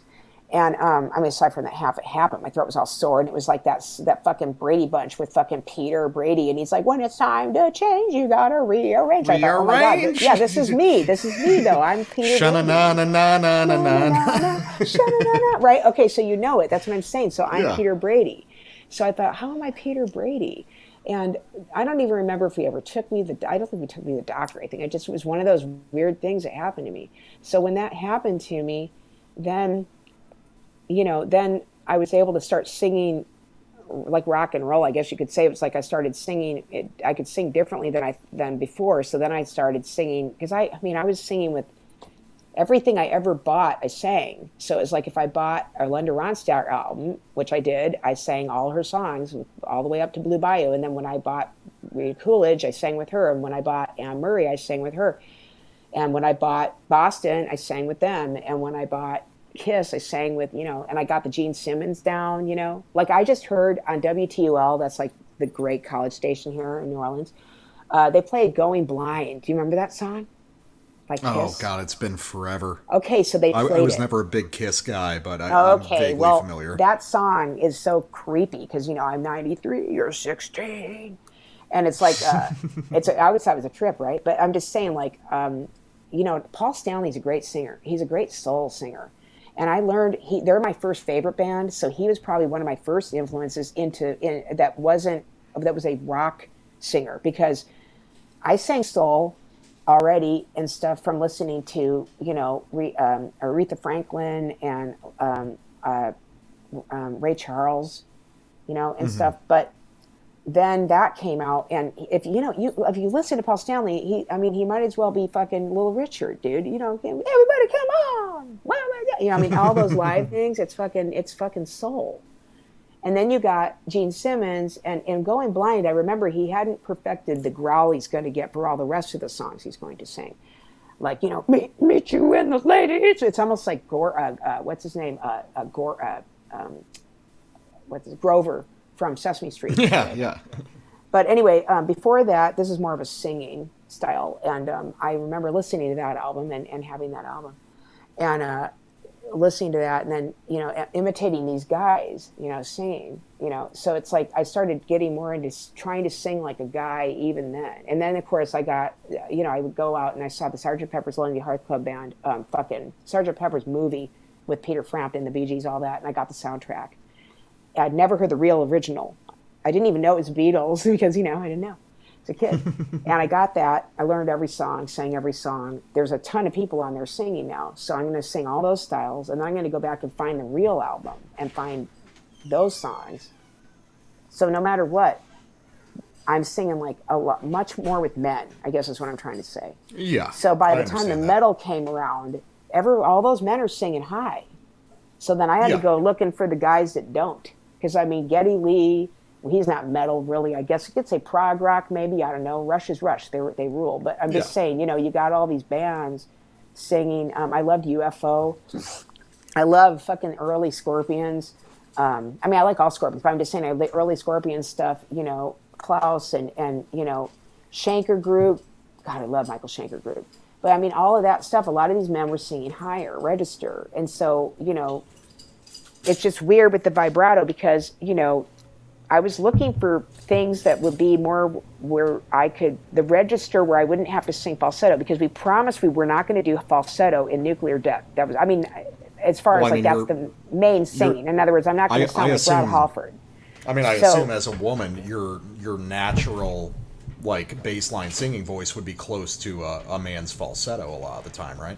No, but that's what I'm saying. It wasn't, because it's like my voice had changed, and that you can see that from the thing is nowadays is you can see that I can sing many different ways. Yeah, no, your speaking voice is a little bit lower than the average woman's. Yeah. Different keys, you know, and stuff. And I mean, as far as like all the different voices I used on my new album, you can tell the highs, the lows, that I can go all over the place. But I didn't know that yet back then. So I was really looking for styles that the people were singing lower. And that's when I found punk. And I found Wendy. And Wendy doesn't sing. I mean, Wendy has you know, it's a woman singing, yes, but she, you know, Butch it, baby. She's like mean, and she sounds like she's. Yeah. And then Lemmy Kilmister, I was like, oh, there we go, because he was the right key for me. If I wanted to sing Iron Fist, I could sing Iron Fist with him a lot easier than if I'm going to try to sing with Paul Di'Anno, or if I'm going to try to sing with Bruce Dickinson. I mean, when I sing Run to the Hills, if I sing Run to the Hills now, I could actually do it because I know how to do it with my voice and how to use it in a way to sing higher. But back then, I didn't understand that. So I couldn't do Run to the Hills the way I would want to do it. If I'm going to sing it, I would want to do it like them at the time I'm saying. If I was going to, like, if I was going to be in a cover band or whatever, when I tried to be in a metal band, I you know, everybody wanted everybody to sound like whatever. Like if you play Iron Maiden, you need to sound like Iron Maiden or whatever the fuck. So yeah, but all those bands, like I said, every one of those guys sings high. So I was like, you know, so like when I found punk and hardcore, and then I also found like, I found Motorhead, you know, and I was like, okay, good. Now there's some people that, you know, and then I got into some other bands that were kind of weird that have I don't know if there's deeper vocals, but the vocals worked, which is The Obsessed was another one. Because like I love the band Raven, but that Dan Gallagher, but I mean he goes high, so I was like, well, you know, but like I said, now I could do it, and I mean I can sing really high and do it really well, but that's because now I've been singing so long that now I know how to do things that I couldn't do because I didn't know then, that I didn't know what to do, what to do just yet. But with those songs, yeah, it's like I was trying to figure out how to have vocals that were more tough than the boys that I was listening to for extreme metal, death metal, thrash metal, whatever. Like, and I can't believe I forgot them. They were my favorite back in the day. Metallica, that was the other thing. James he doesn't really. His voice it's not like he sings really deep. He can, as we know, but you know what I mean. Like he too also didn't have he wasn't doing high register. I mean, they aren't going to sound like that because that would be, you know, no, that's not that kind of music. So that helped too, because his vocals again, they're more gruff, and you know, you're not getting that.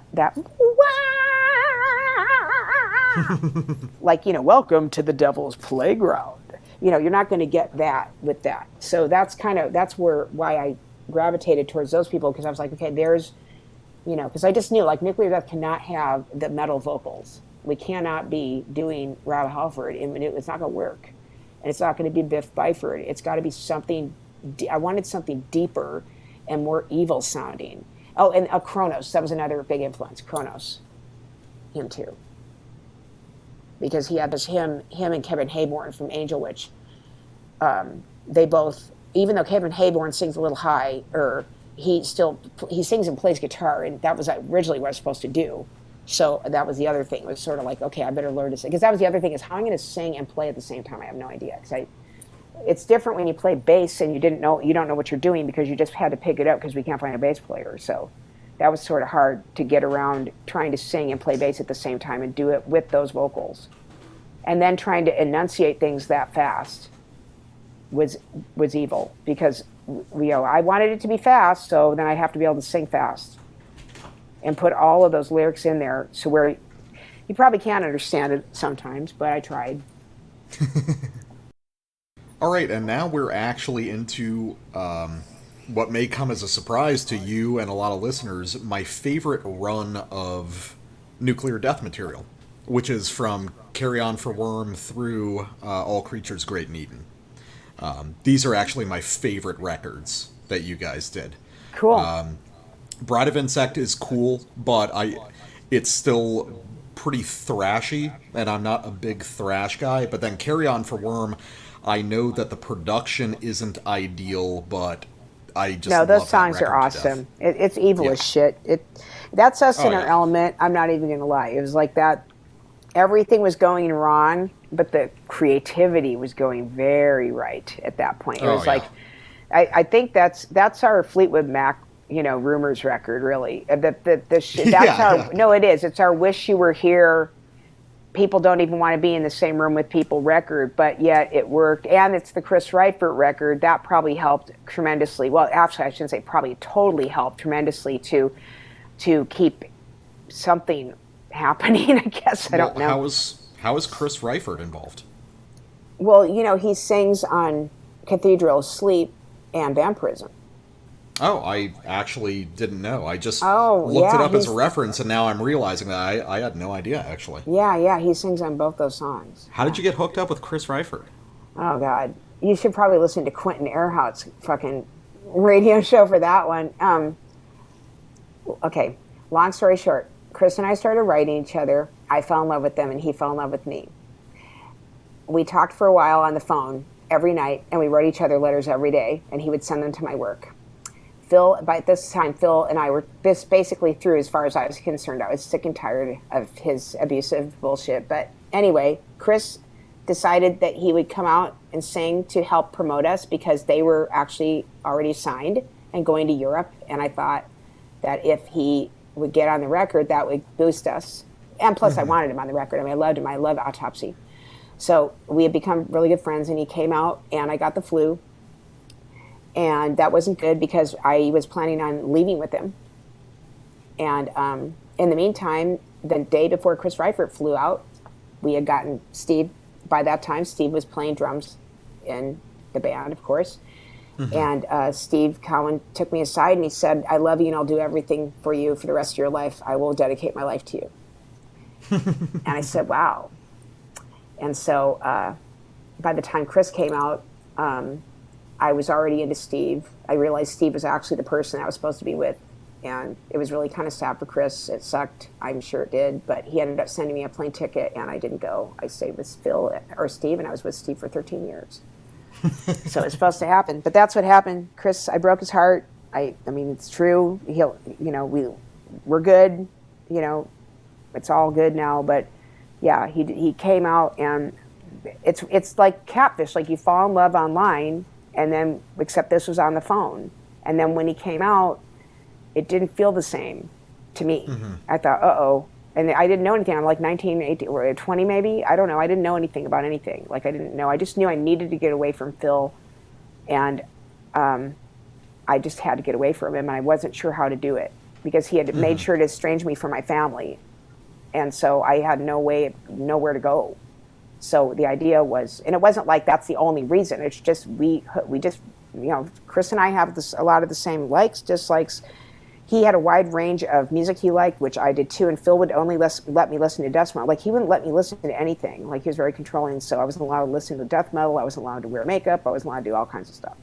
So, and with Steve joining, Steve was the young gun that came in, and he just didn't understand any of that. He was just like, what? I don't understand. And he just didn't get it. And then he started to get it. And that's when he was like, he suddenly just told me, he's like, I love you. And I want to, be with you for the rest of my life. And I said, all right, sounds great. And that was it. But anyway, that all happened during that recording because I got the flu. And see, what happened is the Fates gave me the flu. So because the fates gave me the flu, I really didn't feel well enough to be trying to do little, stealing kisses behind closed doors over here, whatever the fuck I was thinking I was going to be doing. I knew I was going to have sex with the guy because I'm not that kind of person. I'm very goody-goody when it comes, I was like Miss Goody Two-Shoes. So it was like, not really, but the whole idea was I going to pursue something? And I couldn't because the fates gave me 103 temperature, and I sang those songs with that temperature, 102 actually. All those songs on Carry On were sung while I was under the influence of a huge fever. I was super sick. So they'd have me get up, I'd go, oh, and then I'd go back and lay down. Oh, they sound great. Well, the vocals like I are said, awesome on it. the vocals are really low because my voice was all fucked up and hoarse and sick. People always wanted me to redo it, or not redo it, I'm sorry. I guess they thought that I would do that again with the EP, but it didn't happen that way because it was never supposed to be that way. I'm glad they sound great to people, but what I'm saying is I was not at my best. And during the song Vampirism and Cathedral Sleep, when Chris is singing the backing vocals with me, and we're both screaming at the microphone, he had to hold me up because I was so sick I couldn't stand. Oh, okay. So yeah, I was very, very ill during that record. I think that's one of the reasons I like Carry On for Worms so much is because it feels like everyone in the band is sick. It feels like there's something horrible is happening in the studio there that just doesn't really line up with expectations. You know what I mean? Yeah, no, it's just, it wasn't. It's like by that time, I was already way over. I wanted Phil. I wanted to get away from him so bad, but I didn't. But music is always first, as you know with me. Art is first. And the music was still good enough to stay and suffer it. Because that was what kept me there. I would have ran away if the music had suffered. If the music wasn't good, I would have left earlier. But the music was so great with these people. And it wasn't like how you can find a drummer and you can find... No, I knew these were the people.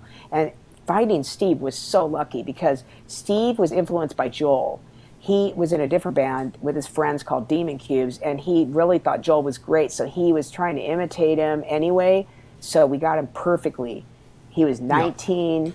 weighed 120 pounds, and he was badass. And he's also a jazz drummer, which is what I was looking for. Someone who is a little bit more, just a little bit more what I was looking for to move into the next direction. And he was also reliable. He'd actually show up, whereas Joel, you'd have to hope he's going to show up to practice that day. So it was like that kind of thing. And, so, because I was frustrated with Joel, too. Like I said, I was sick and tired of his attitude with his girlfriends and all the drugs and whatever else he was always giving me. He wasn't like a big drug addict. It was always about, oh, yeah, I got really screwed up last night, staying at this girl's house, and blah, blah, blah, blah. And I'd be like, yeah, well, that's great. You've been sitting here for 3 hours waiting for you, thanks. It's just I just got tired of it. And then I would get in trouble for it because, Phil would never say anything to Joel. So I was in trouble, too. If I didn't yell at him or do something, then he's like, then Phil would get mad at me. Well, how come you didn't say anything? And I think, well, dude, he's finally here. Can we just play? Because he's, we've been waiting 3 hours. He's finally here. Let's just do it. Because I just, But, I was kind of the manager, too. In a way, I didn't want to be the manager, but I'm just saying that was what they gave me, that job, basically. So it was like sort of like boo. But yeah, so that album is very... It's not disjointed at all. The songs are great. They're very much more what we wanted to do. You can see that production or not. They're the songs. And Vampirism. Vampirism was written about me and Steve, actually. If you read the lyrics again, I finally got Phil to start letting me go out on my own. And what I used to do is I would go out on my own. This is at the very end. When I'm trying to I actually tried to break up with him and he literally wouldn't let me. He's like, if you break up with me, I'm going to kill you. So I said, well, all right then. And I believed him. Little did I know how unviolent. I'm actually a lot more rageful. If I say it, I probably mean it. But he didn't mean anything. I had no idea, though. I was afraid of him. So he finally let me go out, and I would go out with Steve. Once a week, I'd go out with Steve instead and just go hang out with my drummer. Well, obviously, you can just imagine what we would get up to. So eventually, Steve just pulled up at his truck one day and moved me the fuck right out of there. And that was it. He was like, he took me to his house, and I never left. And that was the end. So it was like, and then, we knew that Phil wasn't going to stay in the band. We just let him kind of quit on his own. I mean, he's like, I kind of just fired him, but it was sort of like we knew that he was going to quit. He wasn't going to be, how could he really literally be in a band with his ex-girlfriend? Come on.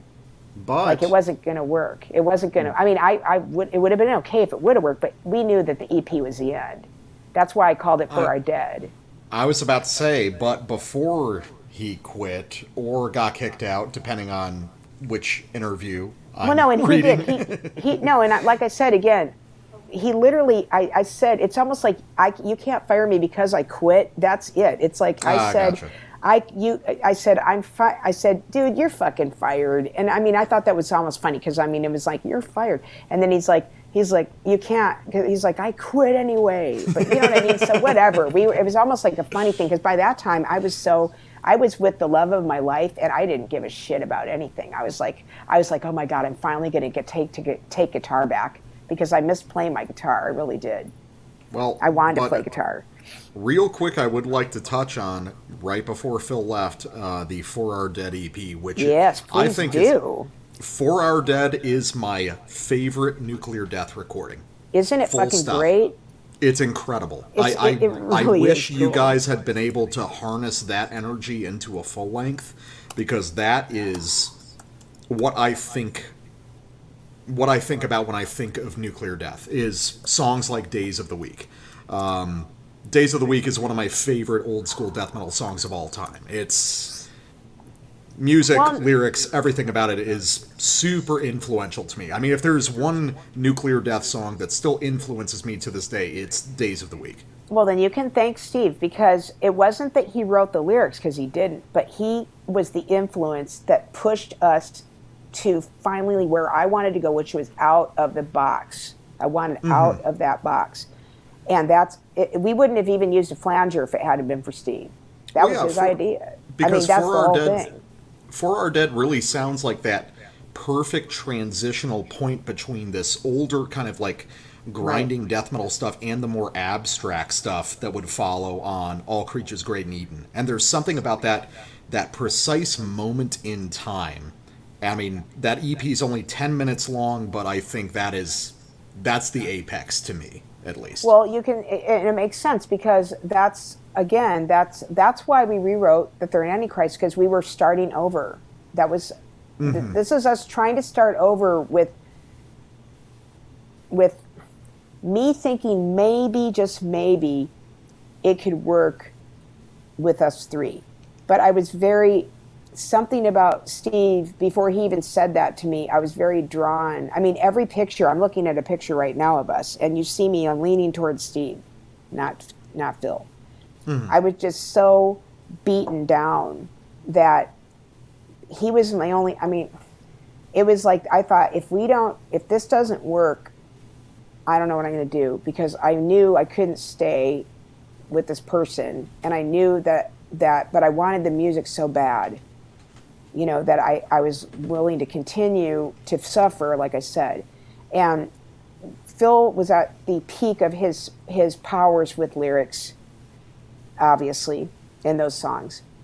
They were they just went off in these fantastic. And of course, Phil was a Catholic school dropout. So, Church of the Evil Minds of Latter-day Saints, he always had lots of religious iconography.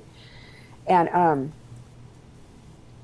I don't know, man, it was just a really cool, it was a horrible time, but yet it was a cool time. This is what's so weird. It was just so, and then the other cool thing about this, okay, what I will say that it was cool is that we also had the whole thing of allowing me to do the artwork finally was allowed. And that was Steve influencing Phil to allow me to do it. That's how we got it. Because Phil was never wanting me to do artwork. So the cover art on For Our Dead was yours? Oh, absolutely. Okay. Yeah, you can see it. I mean, you can see the difference. To me, it's fine art. The other ones are drawings. This is real. This is like what art should. I mean, I'm an artist. I'm a visual artist. So for me, I wanted to show that. I mean, Phil's more like a comic book artist, and that's great. But it was never what I was looking for. And then I also wanted to make sure, like if you look at the portraits that I did for Carry On, those are badass. They're not just some scratching with a pencil. They're fucking real portraits that I worked very hard on. So he never allowed. I mean, he allowed me. He just didn't allow me. So the whole thing was for our dead. I took over, and I wanted to make the May meat pole because I was born in May, and I titled it, which I hadn't got to do since the first demo, For Our Dead, which is my idea, because again, we were making it for our fans, and I hate the word fans. Well, that's interesting, because I thought that what was depicted on For Our Dead was the corpse tree. No, it's a meat pole. It's a May meat pole of them. It's corpses running around. Instead of ribbons, they are entrails. But you can do that. That works too.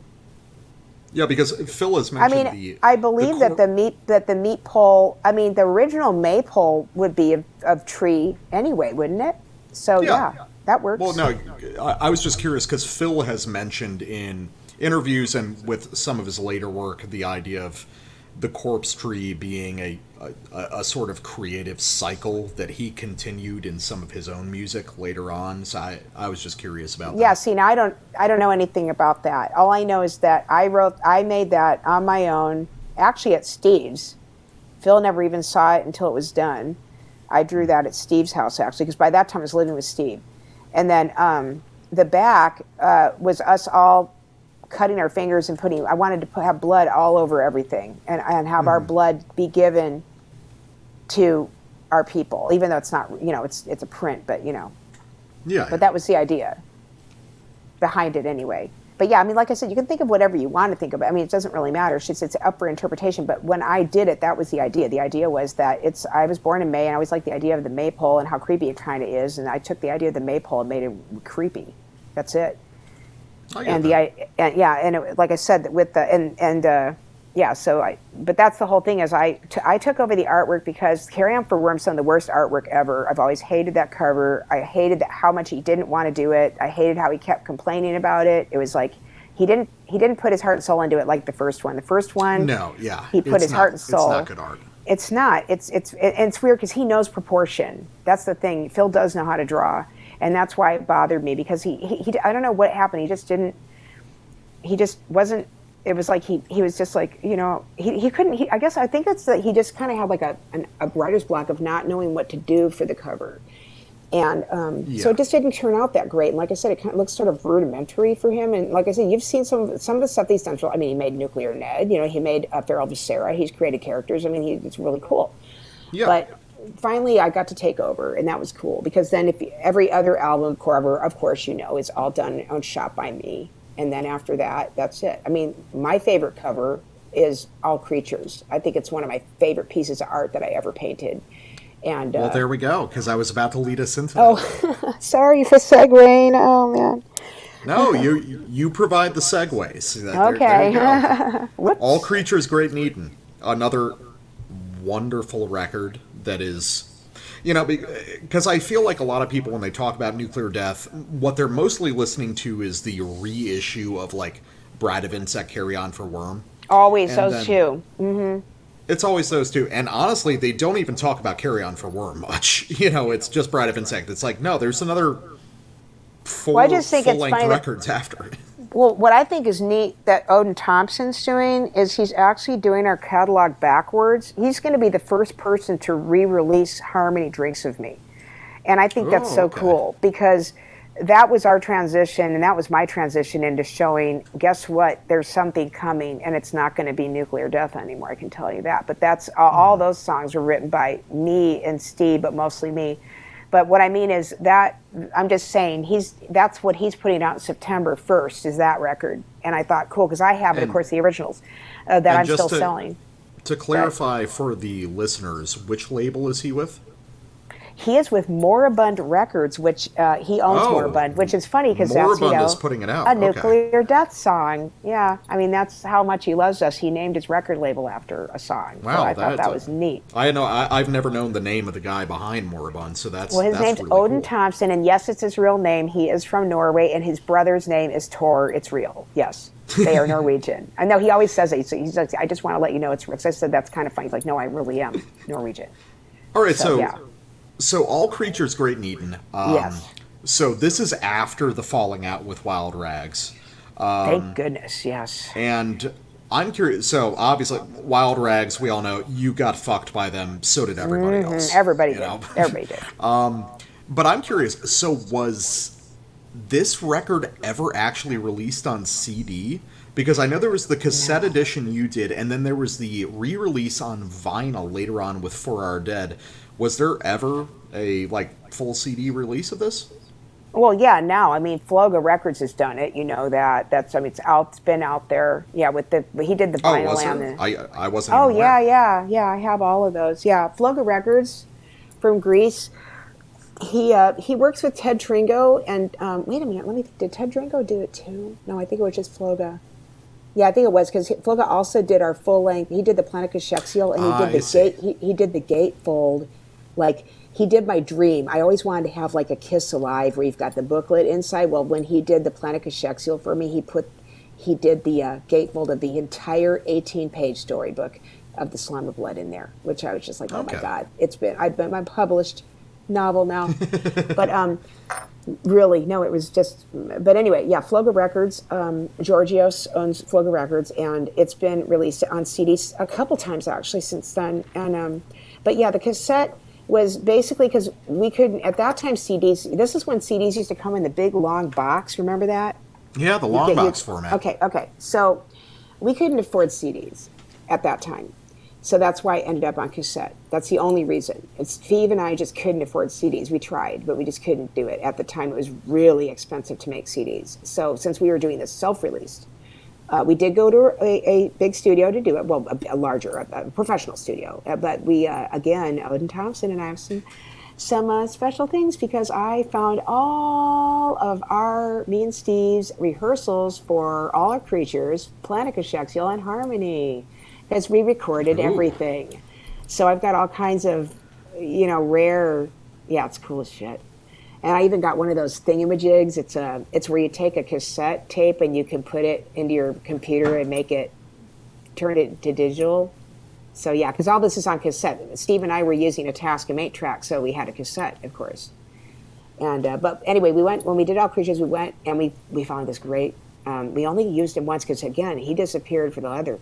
But his name's Steve. I can't remember his last name either. But he's the other Steve. Steve 2 is what we called him in the studio, and he engineered our All Creatures and did a fantastic job. That's why it sounds so great. And by this time, of course, again, I was with Steve, and Steve had a great sense. He's who got me into recording because he liked the idea of recording, and he thought, well, and he's also just got that kind of mind, an engineering kind of mind, and he's like, let's just get a 8-track, and we'll learn how to use it. So we did. Yeah. And so we did, and so then I understood. In other words, when we went in there, we had what we would call the Bible, and everything was written out, everything was completely mapped out. So when we went in there, we didn't waste any time because that was the other thing is how you have to pay studio time. Well, our studio time back in the Nuclear Death days was never paid by anybody but either me, my parents, or I shouldn't say me. That's a lie. My parents paid for most of our studio time during all of those days. I know they paid for Bride of Insect at least. They sure did, yeah. And Joel did pay for our first demo. He was the one who paid for our Wake Me When I'm Dead demo. So that was cool. But I'm just saying, so parents, whatever, paying for this shit. So All Creatures is self-released, so me and Steve are paying for it. So when we went in the studio, most of our money went into the studio, I guess is why we could make CDs.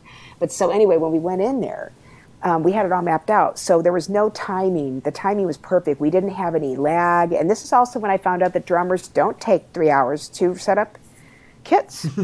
They don't. They actually might just be able to set up a full kit. And this is when I believe this is when Steve went to a double bass pedal. I think he got rid of his bass by then and only had the single bass drum. I think that's another thing that we also did, is that.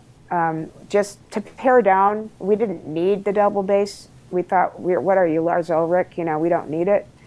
And so that was another thing that we did that actually made it easier. I mean, to set up is when you have, So, but yeah, when we went in there, it was cool. It was like the first time it wasn't stressful ever. So that was weird because I didn't know that you could be in a recording studio and not feel extreme amounts of stress, but we didn't. It was just great. We went in there and it was like, these two madly in love people making this amazing album that had been written, by the way, all of the lyrics except for those two by Phil, and all of the music was written by us. I wanted that. That's why I put Nuclear Death. Of course, Phil came up with the guitar riffs for everything but Bones of the Lip. And of course, All Creatures, I wrote that whole thing myself. But what I mean is he came up with his riffs. But Steve came up with riffs on bass. And then I also came up with riffs on guitar and bass too. Like we were kind of expanding. So that's why I put Nuclear Death. Because I didn't want Phil to get that credit again like he did everything. Because he didn't. But he did do all of the lyrics except for Bones of the Lip and All Creatures Great and Eaten. The rest are all written by Phil. And I have no problem saying that because they're fucking fantastic. I mean, they're great. It's like, but All Creatures was cool because that's me transitioning into real songwriting. It's like, that's when I finally got to go, okay, I think I know how to write for Nuclear Death now. And we all love cats. So I had our cat Blodo, and of course I'm trying to compete with Phil here, right? And he had written Lurker in the Closet. See, Phil also was a big homophobe. I forgot to tell you that. So I didn't, and see, this is before I really knew what kind of person I didn't really know what kind of person I was, but I didn't feel any animosity towards gay people, or I was very all about like everybody get along and very anti-racist because, my grandparents took me to Native American communities. I'm half Mexican anyway, and I'm also black, so I don't know. It wasn't like that. So Lurker is just a story, and I realized that. But he was homophobic, so that kind of. I was about to say I was wondering with that revelation that Lurker in the Closet is pretty clear about that. Right, and then of course it's the '80s, and I don't know if this makes any difference, but back in the '80s, everybody like you fag, and it wouldn't mean you gay person. I don't know if you know that because I don't know if you're too young for that, but back in the '80s, people. Oh no, that was still plenty of a thing. But it never meant you were gay. It was like you're a douchebag. I didn't really even realize that that's what it was, a slur. Okay, let's put it that way. So anyway, I'm just saying. So Lurker in the Closet is, but again, these are stories. These are not, but he was kind of homophobic. But it's not like he was mean to people. It's just he just kind of had this attitude. But then anyway, so then with All Creatures, my idea was that I wanted to take the idea of perverts. I thought, okay, I'm going to take perverts. It doesn't matter if they're male, female, what, and they're being perverted, and then the cat is going to be dumb. Is going to be so disgusted, it's going to go and eat them from the inside out. Mm-hmm. And I was kind of trying to, compete with them for that, sort of like, oh, I can be creepy and weird, and I don't know. It's just kind of a funny song the way it is, because it's like the cat's just seeing this, and it happens to be that these two men are gay, but there's two men, but it has nothing to do with being like against gay people. It was just, it's these two creepy dudes, and they've been being mean to the cat. Now the cat's going to get revenge. That's all it really was. It was a revenge song for cats, but again, I was giving this angle, thinking, whatever. So, and again, there's songs and stories, and to me, songs and stories you should be able to write about whatever you're going to write about, and it doesn't mean that it has anything to do with, what you think or believe. But anyway, so, and then if you listen to the very end, of course, that was when we did our little tip. I was doing a little taste for the Planet Kashyyyk, which was already going to be in the works in my head, and that's where that beginning, the very if you listen to the whole tape and let it run, you get that down, down, down, down, down, down, and that's the very first opening of the Planet Kashyyyk, of course. Yeah. And I just thought that was so cool because, I had just learned bands do that, where they, like, you listen to a tape and all of a sudden at the very end, you're like, oh, there's another song, so I wanted to do something similar, so that's why we did that. So now we get to the Planet Kashyyyk. Oh, yes. So the way I scan this record as is essentially an ambient album. And so where did your interest in that style of music emerge? Well, first of all, this is me in my element. I mean, I sang opera, and I was classically trained a bit, not a lot. But I always wanted to make a soundtrack. Or I shouldn't say that. I always wanted to make The Wall, and heavy metal, but do it with nuclear death. The Wall is one of my favorite albums of all time, and the movie and heavy metal are two of my favorite movies. And I wanted to do something like that, but I never thought I could because hello. So it's like, okay. And it just, I don't kind of backburner or whatever, it's just something. But I had the idea for the Planet Kashyyyk as a story, Slumber Blood, since I was in sixth grade, or I don't know, but it just never materialized. And then with Steve and I in our element, it's just after we record, because you have to understand the power that it takes to take music and go record it without the person that helped write it. And that was really empowering for me, because Phil threatened me and said, I'm going to put it out with a different band. I said, do it. I dare you. He didn't. I mean, him and Richard were going to put out All Creatures themselves with him having other people, but they never did it. So we did do it, though, and then we did it on our own, and that was very empowering for both Steve and I, that we could do something on our own. So then when Planet Kashyyyk came along, well, fuck, because by that time his best friend introduced us to one of the worst things you can introduce a band to, and that's crystal meth. And so I became obsessed with it because I like being awake and up, and it just, and we became meth heads, and I started reading nothing but Philip K. Dick, who also was a meth head, and wrote a lot of his work on meth, or speed. Probably not meth, but speed anyway. And we isolated ourselves in our apartment, and we decided not to listen to the radio or watch TV, and just do art only, and that's only 24/7, nothing. And that's when I wrote Slumber Blood, and I wrote it in a matter of weeks, the whole thing. And then I decided that I was going to illustrate it. So I illustrated it, and I wanted to make it like, a storybook style. And, my mind was going a million miles an hour, and we were always, we were in our studio apartment with our cats and blah, blah, we're dragged out of our minds. And then, of course, there was the whole thing that we lived across the street from the library. So we were able to go, and I would go get Dali and Warhol and all these documentaries, Frida Kahlo, Francis Bacon, blah, blah, blah, and just watch, watch, and then go back and work more. And then, whatever. And it was just like this really intense time. I mean, I'm not going to say it's a good thing to be being like this, but at that time, it was like this most beautiful, artistic time I've ever experienced with somebody. And he just off cuff one night said, we should make a soundtrack for this. And then that was it. The very next day, we went to his parents' house, and we started, because we couldn't record there, so we went to his parents' house, because we left the Tascam and everything over there, so we could use, we went out there to his house, to their house, and we would go and we record all day ideas for these songs that I was writing. And I said, I'm going to make he's like, let's just make all the characters. And originally we were going to have it narrated too, but eventually I decided not to have it narrated. But yeah.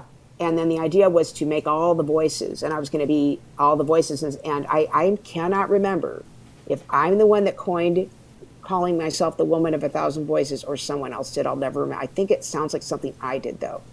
It sounds like a Lori Bravo phrase, but I can't promise. So if somebody's out there that says it, I'm sorry. But anyway, or tell me you did it.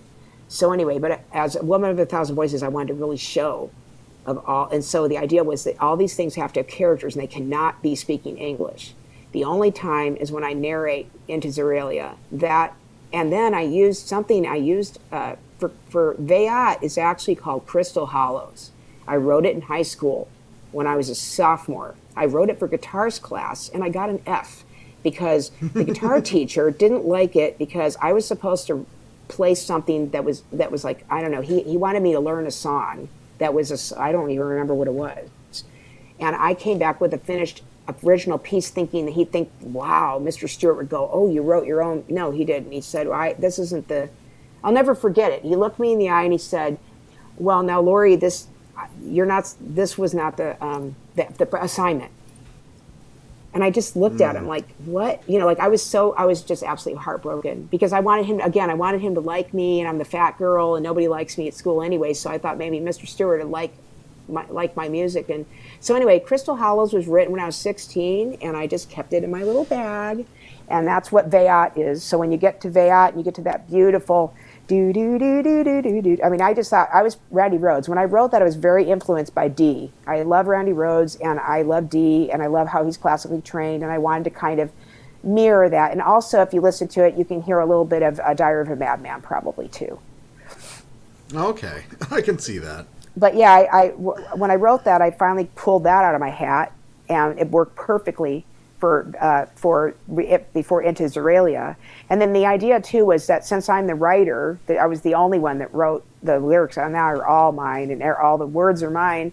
You know, I wanted to show that I'm a good writer, and that, like, you know, Zeralia is a word I made up. So, you know, it's like I wanted to show, like, that's how, you know, that's how creative I am, that I'm making up words, and you know, like Neldon or Farai, the narrator. I mean, these are all things that I created. The words, they're not real. And Cachexia comes from the word cachexia, but that's about as closest to a real word any of the words get. The rest of anything that's named, that's got weird names, are all, they're, you know, like I said, they're words I created, which I thought was interesting. And then there's the Dali influence of the art itself, and also Gerald Scott. I never know how to say his last name. Scarf or Scarf. He's the artist that did the wall. His work is obviously very influenced. I mean, if you remember when you see the wife in the wall and how it is, and she looks so manic with her red hair, and the mother, and I wanted to do that same thing. That's where Mother Chaos came from, that whole idea of creating these characters. But yeah, to me, that's my opus. To me, that is the greatest Nuclear Death album ever. It's just so exactly what I was trying to do all along, was make this. To me, it's classical music for modern times. That, to me, is what I was doing with it. I wanted to make a classical piece of music, composed music. And that's why if you look at the inside, there's got the composer's corpse hand with his baton that I drew. Because to me, that's exactly, with the little drop of blood coming off, that's so cool. I love that, because that's what it was. This is a composed piece. This isn't just some death metal songs. It's not. This is a full scale. And someday I will have that film, dude. I will make that. It will be made that. I want somebody to animate and make it real. And I will do all the vocals for it again, the voices, because I've, you know, God, I could just see how cool it would look animated, with my work being animated, my art, you know. But anyway, yeah, it's my favorite album. It's Steve and I at the height of our powers, because it was all us. And he went off. I mean, that was the other thing. I found out what a multi-instrumentalist he really was. I had no idea of all the instruments that he could play, and he played everything on there. Didgeridoo, Kenyan finger pianos, fucking trumpets, congas, flutes, just all kinds of stuff. We especially in War Dance. I mean, we went crazy. We didn't let anything hold us back. That was the thing. There was no more box for us to be in. So we could just, it's like free jazz, man. It's fucking, but everything's very, very written. It was written out. There was no ad-libbing, nothing like that. No, it was very written, but I'm just saying. That's what it felt like. It felt like freedom. It felt like fusion. We were also listening to tons of Miles Davis, his and the live performances, the Agartha and Dark Magus, and all these double albums that are like 2 hours long, of just crazy fucking shit, where he's coked out of his mind. He's got his anodized trumpet going through all kinds of fucking special effects and shit. That's what we were listening to when we made that record. It's a Miles Davis record right there. I see. Okay. Yeah. No, I definitely get the whole vibe of it being a soundtrack to a story. And, I mean, that'll kind of lead me into wrapping up this segment, which is Harmony Drinks of Me, which is the Nuclear Death record I have not heard, because it is impossible to find on the internet. Well, I'll send it to you, dude. Give me your address. I've got it. No, hold on. Well, here's the question. Okay. Why not just upload all the Cat's Meow stuff to Bandcamp? Well, I'm not. I guess the thing is that I'm trying. I don't want Bandcamp. Well, okay. Bandcamp is for me, and the whole thing is I didn't want to put nuclear death up there too because I don't want to deal with it. I guess, does that make any sense? I guess I don't know. It's just like I want people to listen to my new music because I've been a solo artist for 21 years. Oh yeah, but you could make it like a second page. Make like a well. See, I did. I know. Just stuff. Wait a minute. Okay, so I didn't know that. I was getting to that. So I did not know that when I made my Bandcamp page. I had no idea that you could do 50 fucking bands if you want. So when I did it, I chose me. And then later, they're like, oh, no, you could make your own. You can make a Bandcamp for, oh, you can. See, I didn't know that. So that's why that just hadn't happened yet. Because I was like, oh, I don't want to do that. And plus, people keep putting it out anyway. So it's like, well, whatever, who cares? I thought, whatever, you can buy it for me. And well, now Odin Thompson's going to be putting it out on a large scale. But what I mean is, I guess my thinking was just, I thought, well, everybody's heard all this shit anywhere, can get it. So let me put my music up there. But like I said, yeah, that's why. And then, of course, it takes a while, and I don't have time right now because I'm too busy trying to promote my new record. So it would, it's like, that's one thing I do want to say straight up that people sometimes don't get. I don't know what they think. Okay, first of all, I don't have any friends. I mean, I do have friends, but I don't have friends. So I have my mom, okay, and that's it, and my brother. But what I mean is I am an army of one. I have no team. I have no label support. I have nobody else. Everything that is done by me. That's also maybe why I'm so accessible, because it's me doing it. I'm packing your orders. I'm putting them in. I'm taking them over the thing. I'm doing it all. I'm getting your PayPal. I just paid to put myself on Spotify and Apple and all those platforms I put up on the advert. I mean, everything I do is on me, only me. So it's hard to figure out where, and then I also have to live my life and take care of the house and the cats, because my mom can take care of herself, but I mean, I'm the chief housekeeper, and we just moved. And I'm gearing up to play live here, so I have to actually practice my songs because I haven't played my new album songs. I played them once while I was here actually recently to see if I even remembered them, and I was kind of happy I did. But for the most part, I kind of got worried that maybe I forgot all my songs. It's like, you're afraid that you're not going to, that you're dreaming that you're naked in class or something. Well, I keep thinking, I keep dreaming that I don't remember how to play guitar and things like that, even though, you know what I mean? Just because I have anxiety like that. I have really bad panic disorder and stuff like that. So, but anyway, yeah. But it's not that it won't happen. It can't happen yet, I guess. But anyway, yeah, Harmony drinks me. Let's go. But anyway, that's why they're not. I didn't know that you could do more than one page, and now I know. So. I can see that. Well, I mean, I think that it would be great for you to be able to post all the cat's meow stuff. Just because, I mean, there's in terms of accessibility. I mean, now that you're saying that you've got your stuff on, on Spotify and everything. Does that include? Well, see, and that's the thing no. See, that's what I'm saying. I don't want to concentrate on nuclear death. That's the whole thing. I mean, I'm so glad that I've got my legacy now. But now I kind of gave it over to Odin. Odin will actually be releasing these things. Will actually be released on Spotify and Apple, if I remember correctly. That's what he told me, or maybe just Apple. But he's doing that. This is just for me, because to me, being a solo artist is what. It's like, this is my life. And it's like that album, Bare Bones, is something that almost killed me, literally. I mean, it really did. I almost put me in the grave in many ways. And it's so important to me that people understand that when they're listening to it, that this is a labor of just intense amounts of love and pain and death and suffering and sadness and grief.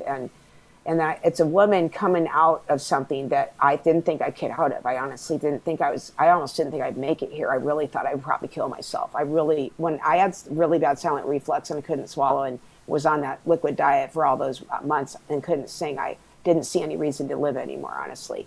And I was thinking I'm going to be like Wendy O. Williams. But I realized that there were people that love me, and my mom needs me, and we were moving to New Orleans, which I felt was going to be good for me, which it has been, by the way. And I do have cats I have to take care of. And I thought, you still have the five remaining that need you. But I mean, honestly, that's how important it is that my music, this music I'm making now, gets out there. So I believe he's putting it on those platforms for me, but it's not that it wouldn't be ever available. It's a great idea, and it's not something I would never say not to do, because I think it'd be great. That I think it should be available no matter what. All of the nuclear death, of course. So yeah, but I think he's doing it. I think that's why, if I remember correctly from our contract, that's why I don't have to literally worry about it, because Odin's taking it over for me, which kind of freed me up, though. It did. It was sort of like, good. Now I can find, because I still sell those other two, the two CDs that I still have copies of, which are Planet and Harmony. And I'm selling them here from my house. And then there's, like I said, there's the merchandise that comes into me that I get, like 5 shirts or a couple hoodies, and then I'll sell those. And so there is that connection. And of course, I don't know if you've seen pictures of me recently, but every day I'm probably wearing a nuclear dust shirt, because when I moved here, I had all of those in a plastic storage thing, and I thought, why are they in there? I don't know what I think I'm going to do with these. And so I washed them all, and I thought, I'm just going to wear them. And I have a nuclear dust shirt for probably 3 months before I'd ever wear the same one. Because every time somebody gets me one or gets the license, they give me one too anyway. And they're usually really heavy, and I like things to be thin, and these are the really OG old ones. So I just started wearing them. I thought, why not just wear them and be done with it? So that's why I have all those now. But what I'm saying is I'm always representing. So it's like, that's fine. But yeah, it's just that I really, this album means the world to me. And so I guess I just want to concentrate on it, because it's its own bear and beast. It's, as you know, like I told you, dude, I had no idea I had fucking a 2-album deal. I had no fucking deal that I had no idea I made a double album until I realized how long it was. I thought, oh my God, this is even going to fit on a CD. Holy shit. Oh, and I am making copies soon. I'll be making them through disc makers, I believe is what they're called. But I am going to be making physical copies of my new album as well soon. That will be happening. So that is a cool thing. All right, so one thing I'm curious about, now that we've gone through the discography, is in terms of the early days of nuclear death, were you guys like really part of the local metal scene, insofar as that existed in Phoenix at the time? Because it feels like Nuclear Death had like a couple years of touring and playing out, and then it mostly became a studio project. Or am I off base on that? No, you're only off base on that. There was a big scene. It was, considering it's fucking Phoenix. We had a great metal scene, and we had a great metal scene before I ever was in Nuclear Death. I had the biggest hair in town. It's like there's pictures of me, and I went all out. When I got into metal, that saved my life, and I was just like, we had all the cool places. We had, Musicland and Merry-Go-Round where I could get my clothes, and everybody looks like, the hair bands and all that, all that stuff. And it was Metallica that changed me, because when I got that record, I was like, whoa, these people aren't wearing makeup. They have acne. Well, James Hetfield did. Kirk Hammett's cute. I wonder what these guys are like. And then that changed everything, because hearing that record made me get into, that's where extreme metal came for me, because that was really extreme to go from me listening to, let me think Motley Crue is my favorite before that. So let's say I'm listening to Motley Crue, okay? So I'm watching and listening to Motley Crue. I'm going to see him. I went and met him during the Shot of Never tour. I met Tommy Lee, who was really, really cool, by the way. Real cool dude. But anyway, that was that scene. I was in that scene with the Motley Crue and all that stuff. And then I saw Metallica, the Kill 'Em All album. And then that was it. It's like that pretty much hit me. And then I learned, what did they like? They liked bands like Iron Maiden, blah, blah, blah. So I got into all of that, and then found the scene for it. There was a scene for it. So I found it. And, the scene consisted of the local bands at that time were considered heavy bands, by the way, would be your Sacred Reich, your Flotsam and Jetsam, which I always call Fucksam and Sucksam, because they're assholes. Well, they're assholes. They were originally called the Dogs, and they were really cool when they were called the Dogs, and they were cool people to talk to. But then when they became Flotsam and Jetsam, suddenly they We're too good for everybody. And anyway, they kind of went off the heels of Surgical Steel, who I actually took guitar lessons from Jim Keeler, and actually ended up having to teach him to do stuff because he didn't have a good ear. So I would teach him the songs slowly, and then he would do the solos because he was better at soloing because he was a good solo player. But he used to come to me to learn solos because I could hear. It was really kind of weird. But anyway, I digress. So yeah, that scene, there was a scene. The problem is we were never in it. We were never in it. We tried. There were people that were good to us. Tynator, Savage Rage, Desecration was huge. They were the ones that taught us about tape trading. I've always said that I loved them. They were kind and they were fun. We got buzzed with them. We get stoned, drink beer, and they taught us all about tape trading, which was key. And that you can do the DIY, and taught me more about DIY, which was in punk as well. It's the DIY bullshit. And I was like, oh, but anyway, yeah, we were not, we tried, like I tried to make friends with this band Pedophile, and it was just like, you can't, like these people it was really weird. It was like, they just really couldn't, they didn't like me. I thought it was because I was fat. Okay, by the way, that just excuse me there. That's the other thing. I was still under the influence that, okay, it's because I'm fat, so I better stop eating because I'm not pretty enough. And, Phil said, sex sells, Lori, you got to look, he actually used to start to control my food so that I did actually lose weight because he was like, you need to look good because you're the front woman. Okay. So that happened. And then that didn't work though, because I think I'm attractive. I look like my parents, and my parents are good looking people. So I feel like I am an attractive person. So I kind of feel like I was attractive. So what's the deal? So then I thought, well, now I'm skinny and they still don't like us. So I was like, why? This is real, dude. So I was like, why? So, and Joel and Phil are good looking too. That's the other thing. We were a good looking band, I might add. We were interesting. Phil's a very interesting looking person, and so is Joel. He's a nice looking guy. So and Steve, of course, is gorgeous. So actually, I always thought, we're a really good looking band, because not all these fucking bands are all good looking either. Not that they need to be, but I'm just saying we actually were good looking. And I thought, what's the deal? Like, well, and then I thought, is it because we're good looking? Maybe that's why. So, and then the other thing was, I thought, anyway, I realized it was really people. It was the lyrics. It really was. People just could not get past Never Bestiality. They really couldn't. That was the one. And I don't understand it. I thought, but, it's a song, and it's a real thing that people do. I mean, I thought, have you not seen these weird videos where they're fucking pigs and shit? It's horrible, but come on. What about Catherine the Great and the horse? I mean, come on, people. Do your history. I mean, I just didn't understand it. It was like, they made it like, we were doing this or something. And I've said this before, and I don't mean to be repetitive, but it just didn't make sense. I thought, do they think we're doing it? Like, we're the animal lovers of life. I thought, we love animals, and we're not over there killing them and fucking them, or what are you talking about? Like I've said with the lovely Don Crotzley, who I finally got to meet and sing with, and I mean, that man is the sweetest man on earth, but he's in fucking nun slaughter, and we have me singing about nuns. Oh, he's a great guy. Yeah, he's very sweet. See you later, sister, or whatever I say. But it's like, but I'm just saying, it's like, it doesn't mean that he's over there doing this. And that's what I'm trying to say. It was like as if we were doing these things, I think it was because we were more creative. Honestly, we didn't have all the fire and brimstone, but we had that great artwork. I mean, Phil's artwork at the beginning of the deal, we had our friend Chris Barkley dress up. We actually were able to find a wig and a mask to make him nuclear neg because he was so skinny. Come on. That's cool. I wanted an Eddie character like Iron Maiden.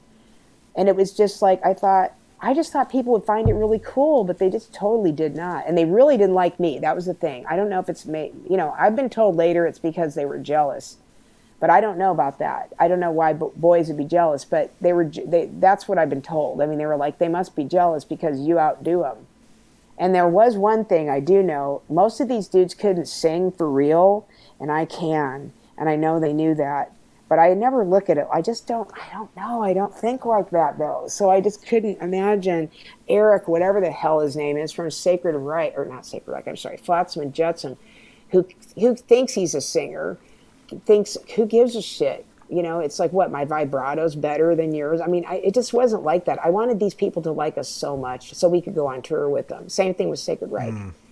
One of the I people was gotcha. a good person to us, but it was just the attitude was always like, we're not, that. Like, we even got invited to this woman at Metal Mom, she was known. She used to let all the kids drink underage. She had the daughter that was like sort of slutty and groupied all the bands. Well, you know, she's cool, but she groupied all the bands, and the mom had the hair, and she ended up getting Sepultura to come out. I mean, that's her thing somehow or another. I don't know if she helped manage them. I don't know what happened.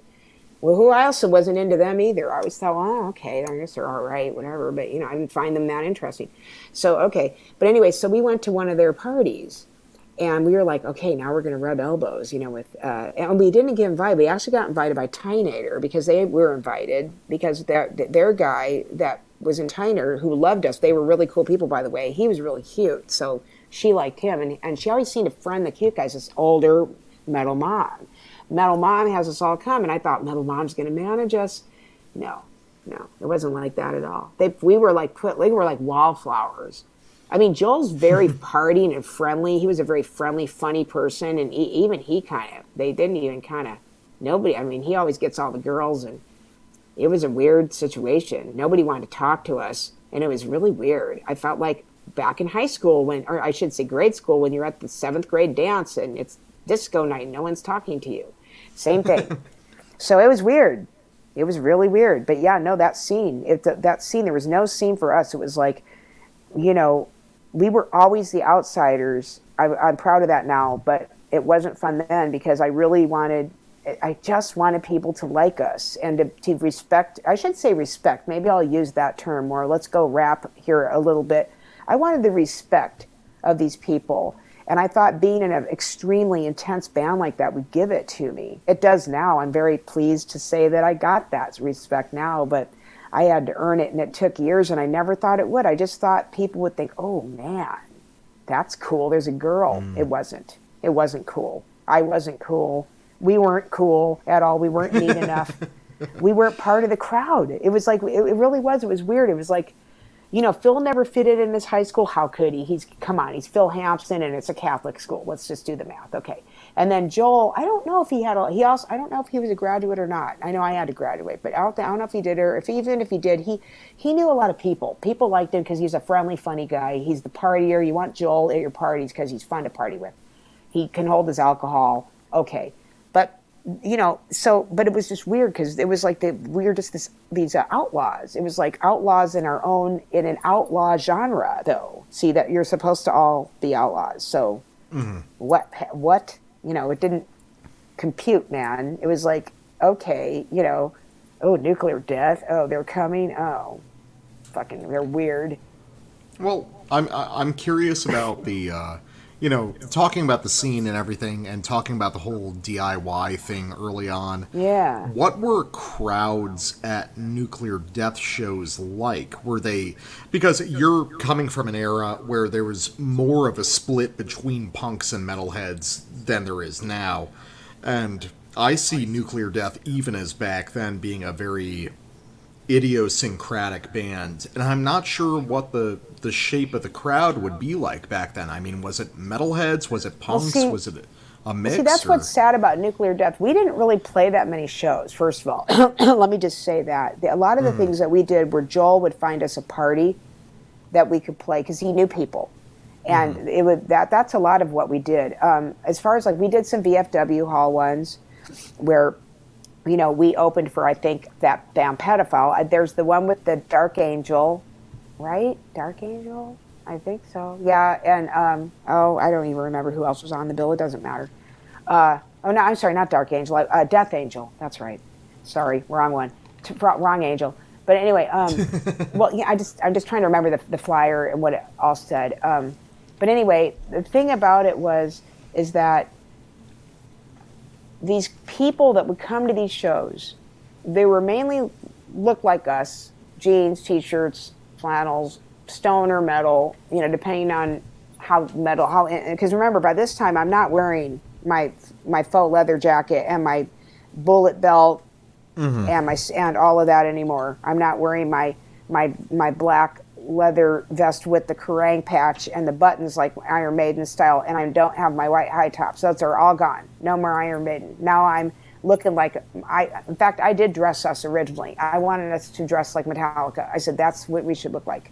No more makeup. I just stopped wearing makeup immediately. I was like, that's the other thing. I was like, I can't be taken seriously with makeup. This is what I figured. I was like, I'm not Lita Ford. I need to fucking take off this eyeliner. I love eyeliner, by the way. I mean, it is my signature. But at the time, it was like, no, I need to look like as close to a guy as I can so I can be respected. So I even bow my breasts because back then I was a lot larger and they were big, and so I used to like tighten them just to make me look a little bit more flat. I don't know, it's really weird, but I was trying to, blend it. But anyway, and then we got our long hair and whatever. But the crowds there pretty much looked like us, and then there were the ones that there were the more metal people that would have the big hair still. They'd have the spike belt, the wristbands. And then you got the people that just go to these things to get fucked up, and they're in there, you had the hardcore people, like not hardcore, I wouldn't say hardcore, but oh God, what are they? I guess, I don't know what they call them nowadays, but they would be the guys that wear like the board shorts, the t-shirts, and the Vans, those guys. Oh, that just sounds like rich people I hate. I don't know. Well, no, I guess these weren't rich people. They were just like kids that like rode skateboards and listened to punk. Oh, okay. Like that. Like I guess they call them skate punk, but that's not back. We don't have skate punk then. Well, maybe we do. I don't know. But they listen to Dead Kennedys and shit like that. People I love, Dead Kennedys, Black Flag. Proto skate punk. Yeah. Okay, there you go. Yeah, because but we'd see those people too. And of course, I love to talk to them because I was the only one in my band that was into punk rock and hardcore and Discharge and Septic Death and Dead Kennedys and Black Flag and all that shit. Fear. Flipper, oh my God, I love Flipper. Life is the only thing worth living for. I love those bands. So it's like, I would be able to hang out. That was one thing. It's weird. Okay, there you go. The punk crowd seemed to like me, like us. But there was never enough of them at shows. At the metal shows, punks weren't supposed to really be alive. See, this is this clique bullshit, okay? Instead of just everybody getting along and Rodney King in it, they didn't. It's like the punks hated the metals, who hated the blah blah, who hated the blah, and I don't know who hated who and why. And then there'd be the couple goths that's not cool. The goth, what's a goth person doing here? Get out of here, you fucking fucker. And I think, why? I thought that was cool. I thought maybe they weren't here for us, but I thought it was cool. But no, it's not cool. That's what I'm saying. There were all these rules that I never understood. Because it's segregated. So yeah, but that's the kind of audience you would see. It was very, it was mainly metalhead people, and when I mean metalhead, I'm talking about people that look like we would look like. We would consider ourselves metalheads. And then there'd be the more heavy metal people, and that would be the people that look and dress like Iron Maiden and Judas Priest kind of looks, with the leather boy or whatever. And then you've got the hardcore punks and the skater people. And like I said, they were always sort of segregated off. They were there to get wasted and drink, 50-cent beer and maybe see a band or whatever. But they seemed to, a lot of those people, I remember, well, not a lot, but a couple people would always be like, whoa, you guys are intense. They seem to get it more because they listen to stuff that's fast, because punk rock is faster music. So, 1, 2, 3, 4, da, da, like Meatmen. We're the Meatmen and you suck. I love that album. But he's like, 1, 2, 3, 4, and it's like they get the 1, 2, 3, 4. But the metalhead people kind of didn't get the one, and they thought Joel, they didn't get how great Joel was. I mean, Joel's a fucking amazing drummer, and they were like, you can't even tell it's a snare drum. And I thought, what? Like, I could hear it, the snare drum. So I didn't understand what. I guess that's the problem, is I could hear the music we were making as music. So I guess if you can't hear it, then. Okay, when my mom was interviewed by Quentin Earhart recently, he interviewed my mother as well. And that was something that he asked how she heard Nuclear Death, and she said it sounded all like noise. So if I think of how she heard it, I bet that's how they heard it. I just think they couldn't understand what we were doing at all. Because you can understand Flotsam and Jetsam and Sacred Reich and stuff. It sounds like heavy metal. I mean, you can understand it. You can hear the chord changes and do. But us, maybe not. Maybe, I mean, we got way more intense on Carry On, but Carry On, the crowds you're talking about were the original ones. Because I'm telling you, man, we're lucky we got the Michigan Death Fest, and of course that was all me. Thankfully, talking to people over there, fans, and getting people to help us get over there. Which I shouldn't say help us get over there, but I mean want us to come. But yeah, we were lucky because otherwise we would have never played any of those songs live because we could not play in Arizona. If Joel didn't find us some house party, we weren't playing. After we played a couple times, nobody wanted. And you know, it wasn't even because we did anything. Again, we were good. I even left things clean. I mean, I don't know, man. We just we were respectful. Like, we didn't do all the crazy G.G. Allen. I wasn't going to shit on stage. I wasn't going to, you know, I don't know. I was going to piss all over you. It's like, we were actually kind of more respectful. Maybe it's because there wasn't me in the band. I don't know. It was just sort of, we were respectful to the people around us, but we just couldn't get a break. And nobody would ever get us on the bill. We would beg and beg and beg to get on bills that we couldn't get on. I got It's horrible. Well, I mean, speaking of Joel, and speaking of the band early on in general, for a kind of in-depth musical question, at least on the first couple full lengths, what the fuck is happening in terms of timing while playing those songs? Because was a lot of that just done kind of by memory in sort of free time? Because the way I see it, there's what album are you talking? What are you talking about? What song? Basically like Carry On for Worm. Oh, okay. And then earlier. Right. Okay, go because, ahead. I just wasn't sure. Certain demos are a little bit more organized, but there's a lot of stuff where it's like either there's 100 time signatures or there's no time signatures. You know, it's like it's fascinating. It's almost like free jazz the way the music is structured on those first couple full length records, and I'm just curious because it's like clearly everyone's very capable on their instruments, but they all seem to be playing like a quarter note off of each other and kind of snapping together. What instrument do you play? I mostly play guitar. Okay. So all right, that's good to know. So here's the thing. All right, now you got to remember, Phil was tone deaf, and he'll tell you this. Okay, I used to tune his guitar. Obviously, as you know, I am not. Now, Joel, his issue was whenever we would record, suddenly all of his shit went out the window every time. Now, I don't know if it was nerves. It never seemed like it was nervous, but he would be like, my hands hurt, the stool's wrong. We'd get in there, and suddenly everything that we did would be out the window. And what I mean is suddenly they'd play off. And it would, you know, me as a singer, I know off. Yeah. I have natural rhythm. So I'm like, what? And these are the takes that we got down. And I'm trying to think of one of my favorite ones. I'm not criticizing it because that's one of the things that makes it sound so awesome. One of the songs I just hear it in my head. Yeah, like, okay, like some of them are like really like, okay, there we go, we got it. But there's other ones where you can even hear the drums coming late.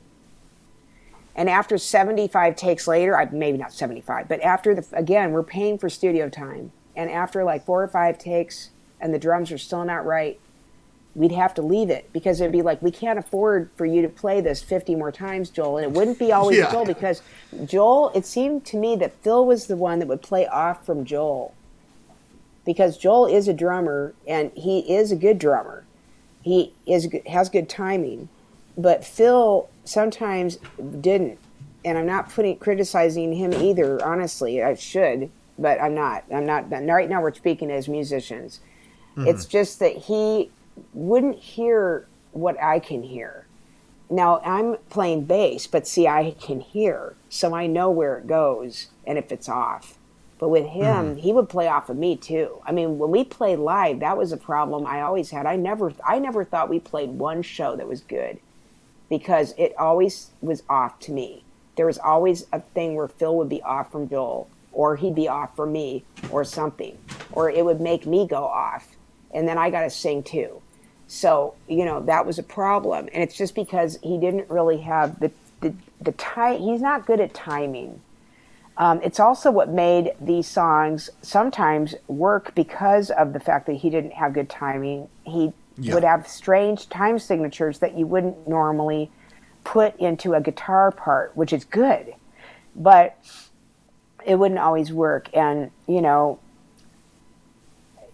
yeah, like one of my favorite songs of all time is Stygian Tranquility. In fact, sometimes I cover it acoustic. It's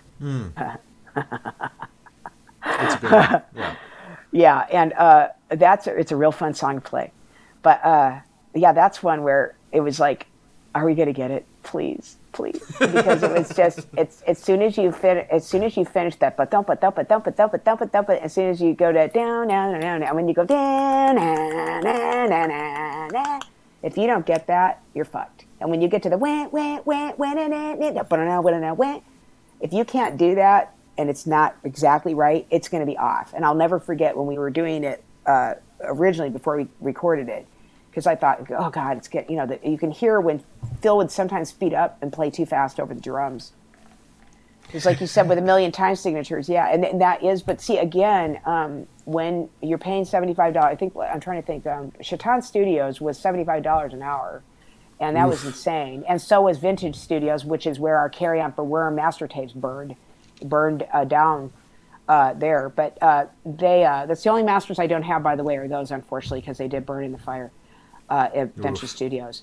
But anyway, yeah. So yeah. But anyway, with that said, the Carry On album and those albums, there are, yeah, I mean, as a writer, as a songwriter, I mean, believe me, you got to have some good internal rhythm to play like I just played on my album, because there's no drums on the album. Mm-hmm. And you can see that because I mean, I'm not playing to a click track or anything. That's my natural rhythm, and I know what I'm doing. But that's the whole thing, is not everybody was, you got Joel's a drummer, so it's already there, and Steve's a drummer, but Phil would be off sometimes. And so what I realized is we would accommodate him, which is good that we could do that. But in the studio, it's kind of hard because you're supposed to get it right. And, and they get nervous, and, I mean, I guess the thing is, it's kind of strange. In the studio, I was only nervous about those two doing just what I just said. Because my takes would be one. I would go in, sing vocals, Lori's done. Next vocals, Lori's done. I usually do vocals in one take. And then the bass parts, one take. The only reason I wouldn't do the bass parts in one take is, for some reason, if Phil was off, I'd have to figure out how to accommodate the bass to be off, because we usually would try to do this live. We learned it would be, that's what it was too. We did learn with Carry On, at least, not Carry On, what's the For a Dead. We learned with For a Dead, and this is Steve again. He's like, I don't know why we're doing this separate. He's like, why don't we just go in there and record all at once? It'll be easier. It'll sound tighter. And he was right. Yeah. Now, Joel actually did suggest this during Carry On, but Phil wouldn't listen to him, because Joel said, maybe we should do this together, because he wanted to be able to see us. And then Joel's a very physical person. So when he couldn't help but move his head around and everything when he's playing. And of course, he had headphones that wouldn't stay on. And, you're trying to tie it around his head to get him on so they stay on and he can play. And there are things like that. So, yeah, things like that. But he tried, he did. But Phil at that time was just like, Phil would get these regimented ideas, and it's like, you can't do it. It's like a lot of people play together. It is easier, actually, if you can see the people. You're not over there by yourself. And, some people like to go in and just play to the tracks, okay. But for us, we're a live band. We're more live, like, as you know, the energy kind of go out the window for separate. Now, when Steve and I played together, that was weird because, I'm standing there with my Stramp and my friend's beautiful Ibanez Destroyer. And then he's got his drum set, and we're separated, but we're looking at each other. That was how we were doing it. But then when we went back and did the overdubs then we got to go in, and he played bass on that album. I don't think I played bass at all on Poetic Shexfields. I just didn't fucking want to. But yeah, so we would always be looking at each other as a duo, so we could overdub. But as far as those albums, that's why you hear those time signatures, because it's Phil got off again, and that made this get, or Joel's off from Phil because of, and then how do we accommodate that? And of course, as you know, drums would be laid down first. I would do scratch tracks, and so would Phil, and then drums first, and then the guitar, and then the bass. So I was lucky because after all of that mess happened, I could accommodate. Because I have a good ear, I would be able to accommodate where the fuck ups are and make the bass work for those. So it was, that's why it's hard to even hear the bass on Carry On, honestly. He just didn't know the dude that recorded it, Billy Moss, just had no idea what he was doing, even though he pretended that he did. Oh, I recorded Stevie Nicks. Yeah, sure. But anyway, that's why I wanted to use him, because I love Stevie, and I thought, oh, you recorded Stevie Nicks. Well, this is where we. So, but anyway, so but like I said, I'm lucky that I can hear, so I could go, okay, so I wait a beat because that happened, or do I accommodate Joel, or is the bass going to be off from Joel? No, okay, and that's how we did it. Okay. It's weird. I'm glad you asked me that, because nobody's ever asked me that. And it drives me crazy because, like I just said, it's like when I did this new album, I actually tried a click track. I did it for Pink Moon. I thought I'm probably going to need, I'm sorry, not Pink Moon, for On the Pain. I thought, okay, I want to get On the Pain nice and tight, and I put it on, and I tried it and kept trying it, and I kept fucking it up, and I thought, you know what, this is done. I thought, I'm just going to use my internal metronome, get down, and just fucking do it. And I did it. And then that song, my eating disorder song, What Do the Beautiful People Eat? That song was weird, dude, because it's actually on a guitar, and I know you can hear it. If you listen to it, you can hear that I muted the guitar out, but it's there. It's just that the guitar on that is so repetitive that the song is so long that I realized I just could not keep it going and be perfect. I thought this, I'd be like, oh, God damn it. I'd be like, fuck, I'm almost done. So finally, I thought, I know what I'm going to do. I'm going to make my own beat for it. And then I'll make my own click. I realized, wait, make your own click. I couldn't find a click track. I was going through Apple, beats and shit. And I was like, oh my God, I can't find anything that's the right time signature for this song. So I know you can make it, but I don't know how to do that. So whatever. So I thought, all right, I'm going to make a beat with my mouth. So I beatboxed, and I went, and I just did it twice, and then I looped it. And then after I recorded the song, I still played off a little bit. So I thought, wait a minute. And my mom came up, and she's like, oh my God, that sounds like somebody eating. And I said, oh my God, that's what the song's about. It's about my eating disorder. And she's like, is it? And she's like, it sounds like someone chomping, going chomp, chomp, chomp, chomp. And I thought, holy shit, Mom. I said, I'm going to take the guitar out. Thank you. And she's like, what? I said, just never mind. I said, when I come downstairs, you'll have the finished product. And I came down, and I took the guitar out, and that's why that song sounds like that. It was just supposed to be I just made a click track with my mouth because I couldn't find the right for it to be, because I was trying to do 1 and 2 and 1 and 2, 1 and 2, and I'm sitting there thinking, why can't this work? Why can't I get this down? And I mean, like I said, the song is 50 million times. It's so repetitive, like an eating disorder can be. And it's me just screaming, going, how in the hell is it that you're so skinny and I'm doing everything and I'm not?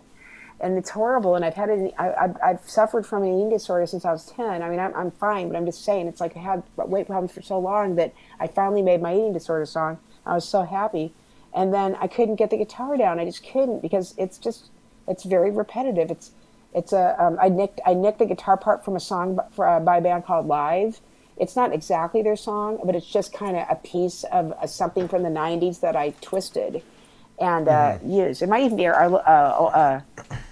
be Our Lady piece too. I can't remember, but it's just kind of like something I remember hearing, and I chose a guitar thing, and I said, I'm just going to sing to this, and it worked. And then that happened. But I'm just saying, it's stuff like that where it's like, I think it's because after living with a drummer for 13 years, you understand timing. So I think that's a really lucky thing. And he did teach me, Steve taught me enough to play drums enough to where, like, when we were recording in our own home studio, I could go sit at his kit and he could say, okay, play this beat so he can get the miking right. And he'd go, hit my snare, hit my china, hit the ride. Okay, now, do this, do that. So he taught me a little bit just so that I could check his kit, so he could do, put the miking together when we record together. And that's how I learned how to play drums a little bit, which I do not say I play drums, please, but I'm just saying. But I'm just saying, like for instance, like I used to sleep to him playing drums. Like, that's how much I love drums. Like, I can sleep and you can play a full kit and I'll sleep. I love drums. So it's like, I have affinity for drummers, and it's like, so yeah, he, that's the thing about it, is living with him. Any bad timing that may have happened with me, or I didn't have good timing, that went out the window, because I was taught how important timing is, and if you're going to go off time. And I also learned this from George Balanchine, since I love ballet, and George Balanchine's my favorite choreographer ever. There was this documentary about one of his favorite pupils, Suzanne Farrell, and it's called Elusive Muse, and she was like his muse, and she was like 14 when he was teaching her, and he was in his 60s, and they had like this mental affair, and one of the things he taught her to do was this piece where she falls off point. And in ballet, you do not fall off point. You don't do that. That's considered wrong. And he had her doing this piece in the 60s where it's almost like disjointed jazz, and it's all ba-do-do-do-do-do, and she's falling off point. And I remembered that forever, that if you are going to go off, make sure it sounds right, that you're doing it off. So that was the other thing. Now, in Nuclear Death, no. But I'm glad you saw that, because I'm telling you, there's some pretty interesting ways of doing things in those songs that, because remember, we're also trying to play them faster on the big records than remember, we hadn't got fast just yet. Our picking style hadn't went to the new extreme of trying to sound like cellos and violins, which is where we were going with it. So it's like, we're not there yet. The demos, they're not as fast. So if you hear something that's from a demo and then you hear it on the album, it's going to be faster, because the picking style hadn't caught up just yet. So once we got our picking styles down, with making it sound like I said, like violin bows, then, we always use teardrops, Fender teardrops. That's the signature Nuclear Death picks. I just had the bigger version of it because I had the bass. And you're doing a Fender teardrop there, and you're just a wrist. It's only a wrist motion. There's no big arms. There's no dude arm. It's all the wrist. It's like a little bitty fairy wrist. And that Phil's hands are smaller than mine. He has very delicate female hands, actually. My hands are much more meaty, and that little bitty wrists. And that's what it's like, flicking your wrists, like like jazz hands. So if you think of that picking style, that's the other reason too, because trying to play them faster and more fast and furious also made those tiredness signatures basically just kind of go out the window. Time signature, what's that? It was all about how fast can we play and get away with it. Can we get this to tape?